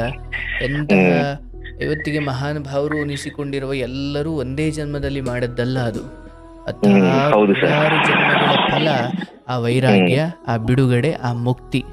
ಹಾಗಾಗಿ ನಿಮಗೆ ಈ ಜನ್ಮದಲ್ಲಿ ಇಂಥ ಆಲೋಚನೆ ಬಂದಿದೆ, ಬಟ್ ಮುಕ್ತಿ ಆಗ್ಲಿಕ್ಕೆ ಇನ್ನೂ ಎಷ್ಟು ಜನ್ಮ ಬೇಕು ಗೊತ್ತಿಲ್ಲ. ಜನ್ಮವೂ ಒಂದೊಂದು ತರಗತಿ ಇದ್ದಂತೆ. ಎಲ್ಲ ತಾಯಿ ಇಚ್ಛೆ ಸರ್. ಆಗ್ಲಿ. ಖಂಡಿತ. ಧನ್ಯವಾದ ಸರ್. ಶುಭವಾಗಿ.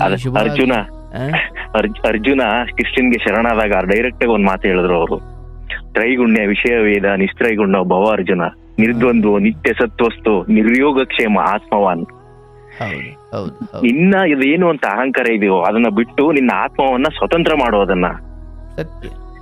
ನಾನು ನಿನ್ನ ಸೇವೆಗೆ ನಾನ್ ನಿಂತ್ಕೊಂತೀನಿ ಅಂತ ಭಗವಂತನೇ ನಮ್ಮ ಸೇವೆಗೆ ನಿಂತಿದ್ದಾನೆ, ನಾವು ಗುರುತಿಸ್ತಿಲ್ಲ. ಇದಾನೆ ಸಾಕ್ಷಾತ್ ಒಬ್ಬ ಭಗವಂತ ನಮ್ಮ ಸೇವೆಗೆ ಸಿದ್ಧವಾಗಿ ನಿಂತಿದ್ದಾನೆ ಅಂತಂದ್ರೆ ಎಂತ ಅದೃಷ್ಟವಂತರು ನಾವು. ಸತ್ಯ ಸತ್ಯ ಸತ್ಯ. ಅಂತ ಗಾಢ ನಿದ್ದೆಯಲ್ಲಿ ನಾವು ತಿಂದಿದ್ದು ಜೀರ್ಣ ಮಾಡ್ತಾ ಇದೆ, ಹಾರ್ಟ್ ತನ್ನಷ್ಟಕ್ಕೆ ತಾನು ಹೊಡ್ಕೋತಾ ಇದೆ, ಬ್ಲಡ್ ತನ್ನಷ್ಟಕ್ಕೆ ತಾನು ಸರ್ಕ್ಯುಲೇಟ್ ಆಗ್ತಾ ಇದೆ.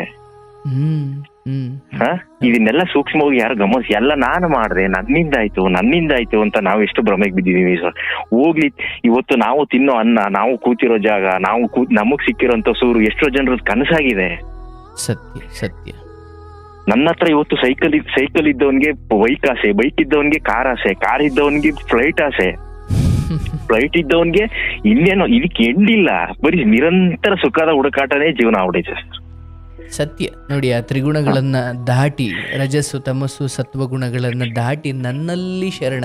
ಸತ್ವಗುಣವೂ ಒಂದು ಪಾಪವೇ ಅಥವಾ ಸತ್ವಗುಣವೂ ಒಂದು ಬಂಧನವೇ ಅಂತ ಕೃಷ್ಣ ಹೇಳುತ್ತಿದ್ದಾನೆ. ಬಿಡು, ನನ್ನವರು ಅಂದ್ರೆ ಅದಕ್ಕೆ ಹೇಳೋದು, ಒಬ್ಬ ಯಾರೋ ಕಾಡಿನಲ್ಲಿ ನಡ್ಕೊಂಡು ಹೋಗುವನನ್ನ ಒಬ್ಬ 3 ಜನ ಕಳ್ಳರು ಹಿಡ್ಕೊಂಡ್ಬಿಡ್ತಾರೆ. ಅವನ್ನೆಲ್ಲ ಕಿತ್ಕೊಂಡ್ಬಿಡ್ತಾರೆ. ಒಬ್ಬ ಹೇಳ್ತಾನೆ, ಇವನು ಹೋಗಿ ಪೊಲೀಸ್ ಸ್ಟೇಷನ್ಗೆ ಹೇಳ್ಬಿಡ್ತಾನೆ, ಇವನನ್ನು ಕೊಂದು ಬಿಡೋಣ ಅಂತ ಹೇಳ್ತಾನೆ.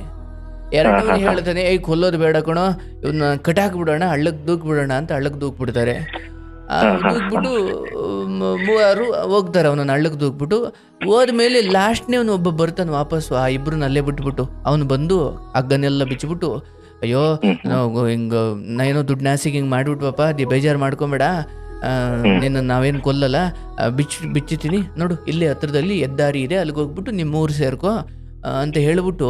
ಅವನು ಕಳ್ಳೆ, ಆದ್ರೆ ಅವನು ಒಂಚೂರು ಒಳ್ಳೆ ಕಳ್ಳ. ಈ ಸತ್ವಗುಣ ಅನ್ನೋದು ಅದು ಅದು ಒಳ್ಳೆತನವು ಕಳ್ರೆ, ಆದ್ರೆ ಅದೊಂಚೂರು ಒಳ್ಳೆ ಕಳ್ಳ ಅಷ್ಟೇ. ಕೊಲ್ತೀನಿ ಅಂದವನು ತಮೋಗುಣ, ಕೊಂದಾಕ್ಬಿಡೋಣ ಕೊಡೋ ಅಂದವನು ತಮೋಗುಣ. ಬೇಡ ಕೊಲ್ಲೋದು ಬೇಡ, ಹಗ್ಗ ಕಟ್ಬಿಡೋಣ ಅನ್ನೋನು ಈ ರಜೋಗುಣ. ಹೌದು ಸರ್. ಆದ್ರೆ ಅಲ್ಲಿ ಹಗ್ಗ ಎಲ್ಲ ಬಿಚ್ಚಿಬಿಟ್ಟು ಹೋಗಪ್ಪ ನೀನು ಮನೆಗೆ ಸೇರ್ಕೊ ಅಂತ ಹೇಳ್ತಾನೆ. ಅವನಿಗೆ ಖುಷಿ ಆಗ್ಬಿಡುತ್ತೆ, ಏನಪ್ಪ ಇಂಥ ಒಳ್ಳೆ ಕಳ್ಳ. ಅವನಿಗೂ ಒಮ್ಮಸಲ್ಲಿ ಏನಂದ್ಬಿಡ್ತಾನೆ, ಅಯ್ಯೋ ನಿಮ್ಮಂಥವ್ರು ಬಹಳ ಖುಷಿ ಆಯಿತು, ಬನ್ನಿ ನಮ್ಮ ಮನೆಗೆ ಹೋಗಿ ಊಟಕ್ಕೆ ಅಂತ ಅವನು ಕಳ್ಳನ್ನ, ಯಾರು ಹಗ್ಗ ಬಿದ್ದವನ್ನ ದಾರಿ ಹೋಗ ಬಹಳ ಖುಷಿ ಆಯಿತು, ಊಟಕ್ಕೆ ಬನ್ನಿ ನಮ್ಮ ಮನೆಗೆ. ಅವನು ಹೇಳ್ತಾನೆ, ಅಯ್ಯ ನಾವಲ್ಲಿ ಬಂದರೆ ಪೊಲೀಸ್ನವ್ರು ಇರ್ತಾರೆ, ನೆನಪಿರ್ಲಿ ನಾನು ಕಳ್ಳನೆ, ಏನೋ ಅವ್ರಿಗಿಂತ ಒಂಚೂರು ಒಳ್ಳೆ ಕಳ್ಳ ಅಷ್ಟೇ, ಹೋಗಿ ನಿಮ್ಮ ಮನೆ ಸೇರ್ಕು ಅಂತ ನಾವು. ಅಂದ್ರೆ ರಜಸ್ಸು ತಮಸ್ಸು ಸತ್ವಗುಣ ಮೂರು ಕಳ್ರೆ, ಎಲ್ಲರಿಗೂ ಹೋಲಿಸ್ಕೊಂಡ್ರೆ ಸಾತ್ವಿಕತೆ ಒಂಚೂರು ಒಳ್ಳೆ ಕಳ್ಳ ಅಷ್ಟೇ. ಕೃಷ್ಣ ಹೇಳ್ತಾನೆ ನಿಸ್ತ್ರೈಗುಣ್ಯ ಮೂರ್ನು ಬಿಡು. ಹೌದು ಸರ್, ನಾನು ಒಂಚೂರು ಒಳ್ಳೆಯವನಾಗ್ತೀನಿ ಕೃಷ್ಣ, ಅದನ್ನು ಬಿಡು. ಎಲ್ಲವನ್ನ ಭಗವಂತನ ಪೂಜೆ ಅಂದ್ಕೊಂಡು ಮಾಡು. ನಾನು ಒಳ್ಳೆ ಮನುಷ್ಯ, ಅದಕ್ಕೆ ನಾನು ಈ ಸೇವೆ ಎಲ್ಲ ಮಾಡ್ತಿದ್ದೀನಿ ಅಂದ್ಕೊಂಡು ಒಳ್ಳೆ ಗುಣ ಅನ್ನೋ ಬಂಧನಕ್ಕೊಳಗಾಗಿ ಮಾಡಬೇಡ. ಇದು ದೇವ್ರ ಪೂಜೆ, ಅದಕ್ಕೆ ಮಾಡ್ತೀನಿ. ಆ ಮಾಡುವ ಸಮಯದಲ್ಲಿ ಕಠಿಣವಾಗಬೇಕಾ, ಕಠಿಣವಾಗು, ತೊಂದರೆ ಇಲ್ಲ ಅಂತ ನಾವು. ಹೌದು ಸರ್. ಇದು ಆ ಶ್ಲೋಕದ ಬಹಳ ದೊಡ್ಡ ಚೆನ್ನಾಗಿ ಹೇಳಿದ್ರಿ, ಒಳ್ಳೆ ಸಖತ್ತಾಗಿ ಅದನ್ನ ವಿವರಣೆ ಮಾಡಿದ್ರಿ. ಅದಕ್ಕೆ ನಾನು ಅದೊಂದು ಉಪಕತೆ ದೊಡ್ಡವರು ಹೇಳೋರು ನಮಗೆ, ಅದಕ್ಕೆ ನಿಮಗೆ ಹೇಳಿದೆ. ಅದು ಒಳ್ಳೆ ಕಳ್ರೆಯ ಎಲ್ಲ ಈಗ ನೋಡಿ, ಅದಕ್ಕೆ ಹೇಳೋದು ಬಂಧಿಸುವ ಎಲ್ಲ ವಿಚಾರವೂ ಕಳ್ರೆ, ಅದೊಂಚೂರು ಎಮೋಷನಲ್ ಕಾಣಬಹುದಷ್ಟೇ. ಹೌದು ಸರ್. ಸೊ ಆತ್ಮ ದೃಷ್ಟಿಕೋನದಲ್ಲಿ ಮಾತಾಡಿದ್ರೆ, ಲೋಕದ ದೃಷ್ಟಿಯಲ್ಲಿ ಕಡೆಯವನು ಯಾರು ಬಂದ ಅವನು ದೇವತಾ ಮನುಷ್ಯ. ಹೌದು. ನಾವು ಇನ್ನೊಂದೇನಂದ್ರೆ ಸರ್, ಇಂದ್ರಿಯಗಳಿಗೆ ನಾವು ಗುರು ಆಗಕ್ಕೆ ಪ್ರಯತ್ನ ಪಡ್ಬೇಕೆ ಹೊತ್ತು ಹೆಂಗೆ ಗುಲಾಮರಾಗ್ಬೇಕು ಅನ್ನೋದ್ರಲ್ಲೇ ಇದೀವಿ ಸರ್. ಇನ್ನೊಂದು ಏನ್ ಮಾಡಕ್ಕಲ್ಲ, ಇಂದ್ರಿಯಗಳ ಸೆಳೆತ, ಲೋಕದಲ್ಲಿರೋ ಬಣ್ಣ ಬಣ್ಣದ ವಿಚಾರಗಳು, ಇಂದ್ರಿಯ ಕಣ್ಣು ನೋಡುತ್ತೆ, ಕಿವಿ ಕೇಳುತ್ತೆ, ಅದಕ್ಕೆ ಒಂದು ಕೆಟ್ಟ ಸಾಂಗ್ಗಳನ್ನೆಲ್ಲ ಹಾಕೊಂಡು ಕೇಳೋದು, ಅದೊಂದು ಸೆಳೆತ. ಭಗವಂತ ಕೇಳಬೇಡ ಅಂತ ಹೇಳಿಲ್ಲ, ನಿನ್ನ ಮುಕ್ತಿಗೊಳಿಸುವ ಹಾಡುಗಳು ಇದಾವೆ, ಅವನ್ ಕೇಳು ಅಂತ. ಹೌದು ಸರ್. ಬಂಧಿಸುವ ಹಾಡುಗಳನ್ನೇ ಕೇಳ್ತೀಯಲ್ಲಪ್ಪ. ಹೌದು ಸರ್. ಈಗ ನೋಡಿ, ಈಗ ನಾನು ಒಂದನ್ನ ಮನನ ಮಾಡಿದಾಗ, ಹೌದು ಎಷ್ಟೋ ಜನ್ಮಗಳ ಹಿಂದೆ ನಾನು, ನನ್ನ ಸಂಸಾರ, ನನ್ನ ಹೆಂಡತಿ, ನನ್ನ ಮಕ್ಕಳು, ಕೊನೆಗೆ ಈ ಜನ್ಮಕ್ಕೆ ನಾನು ಎತ್ಕೊಂಡ್ ಬಂದಿರೋದೇನಲ್ಲಿಂದ ಅಲ್ವಾ? ಕೇವಲ ಸಂಸ್ಕಾರ ವಾಸನೆಯ ರೂಪದಲ್ಲಿ ಬಂದಿದ್ದಾವಷ್ಟೇ. ಅದು ಬಿಟ್ಟು ಅಲ್ಲಿ ನಿನ್ನ ಮನೆಯಲ್ಲಿದ್ದ ಯಾರೂ ನಿನ್ ಜೊತೆ ಬಂದಿಲ್ಲ ಅಲ್ವಾ ಸರ್? ಈಗ ನನ್ನ ಮನುಷ್ಯ ಬಗ್ಗೆ ನನಗ್ ಸಿಕ್ಕಿದೆ. ನಾನು ಇದು ಹೇಳ್ಬೇಕಂದ್ರೆ ಇದು ನನ್ನ ಪುಣ್ಯ, ಇದು ಅದೃಷ್ಟ ಅನ್ನೋದಕ್ಕಿಂತ ದೊಡ್ಡ ಮಾತು. ಇದು ನನ್ನ ಮನುಷ್ಯ ಜನ್ಮ ನಾನು ಪಡ್ಕೊಂಡಿದೀನಿ. ಅಟ್ಲೀಸ್ಟ್ ಮುಂದೆ ಮನುಷ್ಯ ಜನ್ಮ ಪಡ್ಕೊಳಕಾದ್ರೂ ಒಳ್ಳೆ ಕರ್ಮಗಳು ಮಾಡ್ಬೇಕಲ್ವ ಸರ್? ನೋಡಿ, ಇದು ಬಹಳ ತುದಿಯ ಆಲೋಚನೆ ಏನಿರಬೇಕು ಅಂದ್ರೆ, ನಾನು ಮುಕ್ತಿಗೇನೆ ಟ್ರೈ ಮಾಡ್ಬೇಕು, ನಾನು ಡಿಸ್ಟಿಂಕ್ಷನ್ಗೆ ಟ್ರೈ ಮಾಡ್ಬೇಕು, ಜಸ್ಟ್ ಪಾಸಿಗೆ ಟ್ರೈ ಮಾಡಬಾರ್ದು. ನೀನು ಜಸ್ಟ್ ಪಾಸೇ ಆಗುವುದು, ನಿಮ್ಮ ಅರ್ಹತೆಗೆ ನಮ್ಮ ಅರ್ಹತೆಗೆ ನಾವು ಜಸ್ಟ್ ಪಾಸೇ, ಬಟ್ ನನ್ನ ಗುರಿ ಅಂತೂ ಡಿಸ್ಟಿಂಕ್ಷನ್ ಇರ್ಬೇಕಲ್ಲ. ನನ್ನ ಗುರಿ, ನಾನು ಪರಮ ಪಾಪಿಯಾಗಿ ಮೊದಲನೇ ಹೆಜ್ಜೆ ಅಧ್ಯಾತ್ಮದ ಕಡೆ ಇರ್ತೀನಿ ಅಂದ್ರೆ ನನ್ನ ಮುಕ್ತಿಗೆ ಅಂತಲೇ ಇಡಬೇಕು. ಹೌದು ಸರ್, ಖಂಡಿತ. ನಾನು ಅಷ್ಟು ಇಲ್ಲಪ್ಪ ಅಂದ್ಕೊಂಡಿಟ್ರೆ ನೀನು ಇಷ್ಟು ಹೋಗಲ್ಲ ಆಮೇಲೆ. ಹೌದು ಸರ್, ಅಲ್ವಾ? ಹೌದು. ಹಾಗಾಗಿ ದೇವರು ನಮಗೆ ಅನುಗ್ರಹಿಸಿದ್ದಾನೆ ಅನ್ನೋದಕ್ಕಿಂತ ಹಿಂದಿನ ನಿಮ್ಮಿಂದಲೇ ಆದ ಕರ್ಮ ಫಲಗಳು ನಿಮ್ಮನ್ನು ಮನುಜನಾಗಿ ಹುಟ್ಟಿಸಿದ್ದಾವೆ. ಇಲ್ಲಿ ಇದಕ್ಕಿಂತ ಅತ್ಯುತ್ತಮ ಮಾಡಿದ್ರೆ ಮತ್ತೆ ಮನುಜ ಧರ್ಮ ಅಥವಾ ಮನುಜ ಸೃಷ್ಟಿ ಅನ್ನೋದು ಸೃಷ್ಟಿಯ ಉತ್ತುಂಗ ಸೃಷ್ಟಿ, ಅದಕ್ಕೆ ಮೀರಿದೇನೂ ಇಲ್ಲ ಅಲ್ವಾ ಸರ್? ಮನುಷ್ಯ ತನ್ನ ಎಲ್ಲಾ ಅನುಭವಗಳನ್ನ ಪಡಿಬೇಕು, ಏನೇ ಸಾಧನೆ ಮಾಡ್ಬೇಕು ಅಂದ್ರೆ ಈ ಮನುಷ್ಯ ದೇಹ ಬೇಕು. ಇದೇ ಉತ್ತುಂಗ ಸೃಷ್ಟಿ. ಇದೇ ಸೃಷ್ಟಿ ನೆಕ್ಸ್ಟ್ ಜನ್ಮನೂ ಬರ್ಬೋದು, ಬಟ್ ಇದಕ್ಕಿಂತ ಇನ್ನಷ್ಟು ಜ್ಞಾನಿಯಾಗಿ ಬರ್ಬೋದು ಇಲ್ಲಿನ ಕರ್ಮಗಳ ಅನುಸಾರವಾಗಿ. ಹೌದು ಸರ್, ನಾನು ಇದನ್ನ ಮೋಸ್ಟ್ಲಿ ಈ ದೇಹನ ಪಡ್ಕೊಂಡಿರೋದೇ ಅದಕ್ಕೆ ಅಂತ ನನ್ಗೆ ಅನ್ನಿಸ್ತಾ ಇದೆ. ಈ ದೇಹನ ನಾನು ಅದನ್ನ ಪಡ್ಕೊಂಡಿರೋದೇ ಈ ಜ್ಞಾನಕ್ಕೋಸ್ಕರ ಅಂತ ನನ್ಗೆ ಅನ್ನಿಸ್ತಾ ಇದೆ ಸರ್. ಉನ್ನತಿಗೆ ಹೋಗ್ತಾ ಹೋಗ್ತಾ ಹೋಗ್ತಾ ಹೋಗ್ತಾ ಹೋಗ್ತಾ ಒಂದು ಹಂತ ಆದ್ಮೇಲೆ, ಈಗ ನೋಡಿ ಪಟಾಕಿ ಇಲ್ಲಿಂದ ಏನೋ ಮೇಲು ಹೋಗಿ ಹೋಗಿ ಹೋಗಿ ಹೋಗಿ ಢಮ್ ಢಮ್ ಢಮ್ ಅಂತೂ ಅಲ್ಲೆಲ್ಲೋ ಕಿಡಿಗಳು ಆರ್ತಾ ಇರೋ ತರ ಕಾಣ್ತು, ಹೋಯ್ತಾ ಹೋಯ್ತಾ ಹೋಯ್ತಾ ಎತ್ತಗೋಯ್ತದು. ಹಂಗೆ ನೀವು ಹೋಗ್ತೀರಾ ಏರ್ತೀರಾ ಒಂದ್ ಹಂತ ಆದ್ಮೇಲೆ ನೀವು ಅದ್ರೊಳಗಡೆ ಲೀನವಾಗ್ತೀರಾ. ಅದೊಂಥರ ಸಮುದ್ರದ ಒಳಗಡೆ ಹೋದ ಉಪ್ಪಿನ ಬೊಂಬೆ ಸಮುದ್ರದೊಳಗಡೆ ನೀರೊಳಗಡೆ ತಾನು ಒಂದಾಗ್ಬಿಡುತ್ತೆ. ಹೌದು ಸರ್. ಹಂಗೆ ನಾವು ಒಂದು ಉಪ್ಪಿನ ಬೊಂಬೆ ಆಗಿ ಈ ಬ್ರಹ್ಮಾಂಡ ಅಥವಾ ಭಗವಂತ ಎಂಬುವ ಅದರೊಳಗಡೆ ಇಳಿಬೇಕು. ನಾವು ಕಲ್ಲುಗಳಾಗಿದ್ದೀವಿ, ನಾವೆಲ್ಲ ಕರಗ್ತಾ ಇಲ್ಲ, ನಾವು ಪ್ರಕೃತಿಗೆ ವಿರುದ್ಧವಾಗಿ ನಡೀತಾ ಇದ್ದೀವಿ. ಕರಗಕ್ಕೆ ಹೆಂಗ್ ಸಾಧ್ಯ? ಖಂಡಿತ ಸೊ ಸರ್. ಈ ನಿಟ್ಟಿನಲ್ಲಿ ಈ ಚಿಂತನೆಗಳು ನಿಮ್ಮ ಕೆಲಸ ಮಾಡ್ತೀರಿ. ನೀವು ಚಪ್ಪಲಿ ಹೊಲಿತೀರಾ, ಚಪ್ಪಲಿ ಹೊಲೀರಿ. ಕ್ಯಾಬ್ ಡ್ರೈವರ, ಕ್ಯಾಬ್ ಓಡಿಸಿ. ಆಟೋ ಓಡಿಸ್ತೀರಾ, ಓಡಿಸಿ. ಇಂಜಿನಿಯರ್. ನಿಮ್ಮ ಕಾಯಕಗಳಲ್ಲಿ ಇದ್ದುಕೊಂಡೇ ಶರಣರು ಬಟ್ಟೆ ಒಗೆಯವರೆಲ್ಲ ವಚನ ಬರ್ದಿಲ್ವಾ? ಹೌದು ಸರ್, ಹೌದು ಅಲ್ವಾ? ಎಂತೆಂಥ ಮಹಾನುಭಾವ ಶರಣರು. ನಾನು ಅನುಭವ ಮಂಟಪಕ್ಕೆ ಬಂದು ದೇಹ ಕ್ಲೀನ್ ಮಾಡಿಕೊಂಡು ಒಂದು ಮಂಟಪದ ಮೇಲೆ ಒಂದು ಮಣೆ ಮೇಲೆ ಕೂತ್ಕೊಂಡೇ ನಾನು ಬರಿತೀನಿ ಅಂತ ಬರ್ದಿದ್ದಲ್ಲ ಅವು. ತಾವು ಸೌದೆ ಹೊಡೆಯೋರಿಂದ ಹಿಡಿದು ಏನು ಹೊಲ ಉಳುಮೆ ಮಾಡೋರಿಂದ ಹಿಡಿದು ಅಗಸರಿಂದ ಹಿಡಿದು ಎಲ್ಲ ಶರಣರಾಗಿದ್ದಾರೆ ಅವತ್ತಿಗೆ. ಅಂದ್ರೆ ಜ್ಞಾನಿ ಬ್ರಾಹ್ಮಣನಿಗೆ ಸೀಮಿತವಲ್ಲ, ಅಥವಾ ಅಲ್ಲೆಲ್ಲೋ ಆಶ್ರಮದಲ್ಲಿ ಮಠದಲ್ಲಿ ಕೂತಿರೋನಿಗೆ ಸೀಮಿತವಲ್ಲ. ಅದು ಕೆಳಮಟ್ಟದ ವ್ಯಕ್ತಿ ಕೂಡ ಅಂತ ಆಲೋಚನೆಗೆ ಬರೋಕ್ ಸಾಧ್ಯ ಇದೆ. ಅಧ್ಯಾತ್ಮ ಅನ್ನೋದು ಒಂದು ಮೈಲಿಗೆಯಾದ ಬಟ್ಟೆ ಅಥವಾ ಮಡಿಯಾದ ಬಟ್ಟೆ ಇಟ್ಕೊಂಡು ವಿಭೂತಿ ಬಳ್ಕೊಂಡು ಹಿಂಗೇ ಇದ್ದಾಗ ಮಾತ್ರ ದೇವ್ರು ಒಲಿಯೋದು ಹಂಗೆಲ್ಲ ಇಲ್ಲವೇ ಇಲ್ಲ. ಬೇಡಪ್ಪ ಯಾವ ಮಡಿ ಮೈಲಿಗೆ ಇದ್ದವನು. ಇದನ್ನ ಶ್ರೀಕೃಷ್ಣ ಪರಮಾತ್ಮ ಇದನ್ನ ನೇರವಾಗಿ ಹೇಳಿದ್ರು ಸರ್. ಇದನ್ನ ಜನ್ಮನೇ ಜಾಯತೆ ಶೂದ್ರ, ಸಂಸ್ಕಾರ ದೀಯತೆ ದ್ವಿಜ, ವೇದ ಪತಾತ್ ಭವತ್ ವಿಪ್ರ, ಬ್ರಹ್ಮ ಜನತಿ ಬ್ರಾಹ್ಮಣ. ಹುಟ್ಟುವಾಗ ಅವನು ಶೂದ್ರನಾಗೆ ಹುಟ್ಟತಾನೆ. ಸೊ ವಿದ್ಯಾಭ್ಯಾಸಕ್ಕೆ ಹೋದಾಗ ಅವನ ದ್ವಿಜ ಅಂದ್ರೆ ಅವನು ಮತ್ತೆ ಮೊದಲನೇ ಜನ್ಮ ಪಡ್ಕೊಂತಾನೆ. ಅವಾಗ ಒಳ್ಳೇದು ಕೆಟ್ಟದ್ದು ತಿಳ್ಕೊಂತಾನೆ, ಸರಿ ತಪ್ಪುಗಳನ್ನ ಅರ್ಥಕೊಂತಾನೆ. ಎರಡನೇ ಜನ್ಮ ಪಡ್ಕೊತಾನೆ, ಮರು ಜನ್ಮ ಅದು. ಹೌದು. ಮತ್ತೆ ಅವನು ವಿಪ್ರನಾಗ್ತಾನೆ ವೇದ ಅಧ್ಯಯನಗಳನ್ನ ಮಾಡೋದ್ರಿಂದ. ಹೌದು. ಬ್ರಾಹ್ಮಣನ ಅರ್ಥ ಮೇಲೆ ಅವನು ಬ್ರಾಹ್ಮಣ ಆಗೋದು, ಆಚೆಯಿಂದ ಯಾರು ಬ್ರಾಹ್ಮಣ ಅಲ್ಲ. ಅಷ್ಟು ನೇರವಾಗಿ ಹೇಳಿದ್ದಾರೆ. ಅರ್ಥಾತ್ ಈ ಶ್ಲೋಕದ ಮೂಲ ವಿಚಾರ ಹುಟ್ಟಿನಿಂದ ಎಲ್ಲ ಶೂದ್ರರೇ ಅಂತ. ಎಲ್ಲ ಶೂದ್ರರೇ. ಜ್ಞಾನದಿಂದ ಅವನೊಬ್ಬ ದ್ವಿಜ ಆಗ್ತಾನೆ, ಒಬ್ಬ ಜ್ಞಾನಿ ಆಗ್ತಾನೆ. ಅನಂತರ ಅವನು ವೈದಿಕನ ಅಥವಾ ಏನೋ ತಿಳ್ಕೊಂಡವನಾಗ್ತಾನೆ. ಬ್ರಹ್ಮನನ್ನ ಅರಿತವನೇ ಬ್ರಾಹ್ಮಣನೇ ಹೊರತು ಬ್ರಾಹ್ಮಣನ ಮನೆಯಲ್ಲಿ ಹುಟ್ಟಿದವನು ಬ್ರಾಹ್ಮಣ ಅಲ್ಲ. ಹೌದು ಸರ್. ಬ್ರಾಹ್ಮಣ ಹೊರತು ತಾನು ಮಾಡುವ ಕಾಯಕದಿಂದ ಬ್ರಾಹ್ಮಣ ಅಲ್ಲ. ಹೌದು ಸರ್, ಹೌದು, ಸತ್ಯ ಸರ್ ಇದು. ಅಲ್ವಾ?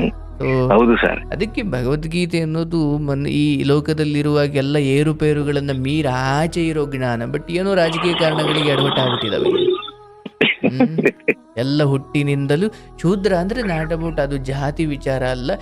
ಒಳ್ಳೆದು ಕೆಟ್ಟದ್ದನ್ನ ಅರಿಯದವನು, ಅಥವಾ ಅವನಿನ್ನು ಆ ಮಟ್ಟಿಗೆ ಸರಿ ತಪ್ಪುಗಳ ಅರಿವನ್ನ ಅವನು ಪಡ್ಕೊಂಡಿರಲ್ಲ. ಅವನು ಸುಮ್ಮನೆ ತಿನ್ನೋದು, ಉಣ್ಣೋದು, ಮಲಗೋದು ಇಷ್ಟೇ ಇರುತ್ತೆ ಒಂದು. ಅಥವಾ ಹೊಟ್ಟೆ ತುಂಬಿಸ್ಕೊಳ್ಳಕ್ಕೆ ಏನನ್ ಬೇಕಾದ್ರೂ ಮಾಡ್ತೀನಿ ಅನ್ನೋ ಸ್ಥಿತಿ ಇರುತ್ತೆ ಪಾಪ ಆತನದ್ದು. ಇಲ್ಲಪ್ಪ, ಹಸಿವನ್ನ ಮೀರಿ ನಿಂತಾದ್ರೂ ನಾನು ಇದನ್ನೇ ಮಾಡಬೇಕು, ಇದನ್ನು ಮಾಡಬಾರ್ದು ಅನ್ನೋ ಆ ಜ್ಞಾನ, ಆ ತಿಳುವಳಿಕೆ ಅವನು ಇವತ್ತಿಗೆ ನೋಡಿ. ನೀವೆಂತ ಅದ್ಭುತವಾದ ವಿಚಾರ ಪ್ರಸ್ತಾಪಿಸಿದ್ರೆ, ನಾನು ಒಬ್ಬ ರೈತ ಇರ್ಬೋದು, ನಾನು ಚಪ್ಪಲಿ ಹೊಲಿಯವನಿರ್ಬೋದು, ನನಗೂ ಕೂಡ ದೇವರನ್ನು ಕಾಣ್ಲಿಕ್ಕೆ ಅವಕಾಶ ಇದೆ ಅಂತ ಕೃಷ್ಣನೇ ಅದೊಂದು ಬಹಳ ಪಬ್ಲಿಕ್ ಓಪನ್ ಆಗಿ ಹೇಳಿದ ವಿಚಾರ ಅದು. ಹೌದು ಸರ್, ಹೌದು. ನೀವು ಕೂಡ, ಯಾಕಂದ್ರೆ ನೀವು ಮಾಡೋ ಕಾಯಕದಿಂದ ನೀವು ಯಾವ ಜಾತಿಯಲ್ಲಿ ಹುಟ್ಟಿದ್ರಿ, ಕ್ಷತ್ರಿಯದಲ್ಲಿ ಹುಟ್ಟಿದವನು ಕ್ಷತ್ರಿಯ, ಅವನು ಉತ್ತರ ಕುಮಾರ, ಅವನು ಕ್ಷತ್ರಿಯ ವಂಶದವನು, ಅವನು ಬಾಣ ಹಿಡ್ಕೊಳ್ಳೋದ್ರೆ ಕೈ ಅಳ್ಳಾಡಿಸ್ತಾನ ಅವನು. ಹೌದು. ಅಂದ್ರೆ ಬ್ರಾಹ್ಮಣರ ಮನೆಯಲ್ಲಿ ಹುಟ್ಟಿದ ಕಾರಣಕ್ಕೆ ಬ್ರಾಹ್ಮಣ, ಕ್ಷತ್ರಿಯರ ಮನೆಯಲ್ಲಿ ಹುಟ್ಟಿದ್ದಕ್ಕೆ ಕ್ಷತ್ರಿಯ. ಅದು ಗುಣದಿಂದ ಬಂದದ್ದೇ ಹೊರತು ಹುಟ್ಟಿನಿಂದ ಬಂದದ್ದಲ್ಲ. ಹೌದು ಸರ್.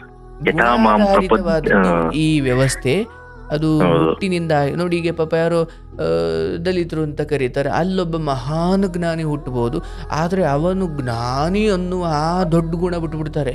ಅವನು ಇಂಥವು ಕಮ್ಯುನಿಟಿಯಿಂದ ಬಂದವನು ಕಾರಣಕ್ಕೆ ಅವನನ್ನು ತನ್ನ ಹುಟ್ಟಿನ ಕಾರಣಕ್ಕೆ ಅವನು ಶೂದ್ರನಾಗಿ ಕಾಣ್ತಾನೆ. ಅದು ಬಹಳ ದೊಡ್ಡ ದುರಂತ ಅದು. ಭಗವದ್ಗೀತೆ ಹೇಳಿಲ್ಲ. ಎನಿವೆ, ಅವೆಲ್ಲ ತಿಳಿಸ್ತಾ ಹೋಗಬೇಕು. ಬಟ್ ಯಾವ್ಯಾವುದೋ ಕಾರಣಗಳಿಗೆ ಅವು ಅಪಾರ್ಥವಾಗಿದ್ದಾವೆ. ಎನಿವೆ, ಇದೊಂದು ಅದ್ಭುತವಾದ ಸಂಚಿಕೆ ಆಯ್ತು ನಿಮ್ಮ ಕಾರಣದಿಂದ. ದೇವರು ಒಳ್ಳೇದು ಮಾಡ್ಲಿ. ಬಹಳ ಒಳ್ಳೆಯ ಪ್ರಶ್ನೆ ಹೇಳಿದ್ರಿ. ನನಗೂ ನೀವೊಂದಷ್ಟು ವಿಚಾರಗಳನ್ನ ಹೇಳ್ಕೊಟ್ರಿ. ನೀವು ದೊಡ್ಡ ಮಾತು ಸರ್. ನಾನು ನಿಮ್ ಜೊತೆ ಮಾತಾಡಿದ್ದೆ ನಮ್ಮ ಅದೃಷ್ಟ.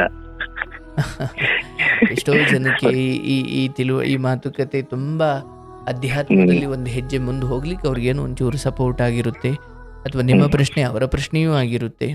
ನೀವು ಹೇಳಿದ್ದು ನನಗೆ ಮಾತ್ರ ಹೇಳಿದ್ದಲ್ಲ, ಎಷ್ಟೋ ಜನರಿಗೆ ಹೇಳಿದ್ದು. Thank you sir. ದೇವ್ರು ನಿಮ್ಗೆ ಆ ತಾಯಿ ಜಗನ್ಮಾತೆ ನಿಮ್ಗೆಲ್ಲ ಯಾರು ನಿಮ್ಮ ಸುತ್ತಮುತ್ತ ಇದಾರೆ ಅಥವಾ ಈ ಜಗತ್ತಿನಲ್ಲಿ ಯಾರು ಆ ತಾಯಿ ನೋಡ್ಕೊಂತ ಇದ್ದಾಳೋ ಆ ಎಲ್ರಿಗೂ ಆಶೀರ್ವಾದ ಮಾಡ್ಲಿ ಸರ್. ಹರೇ ಕೃಷ್ಣ, ಒಳ್ಳೇದಾಗ್ಲಿ, ಶುಭವಾಗ್ಲಿ. Thank you sir. Thank you sir. Bye.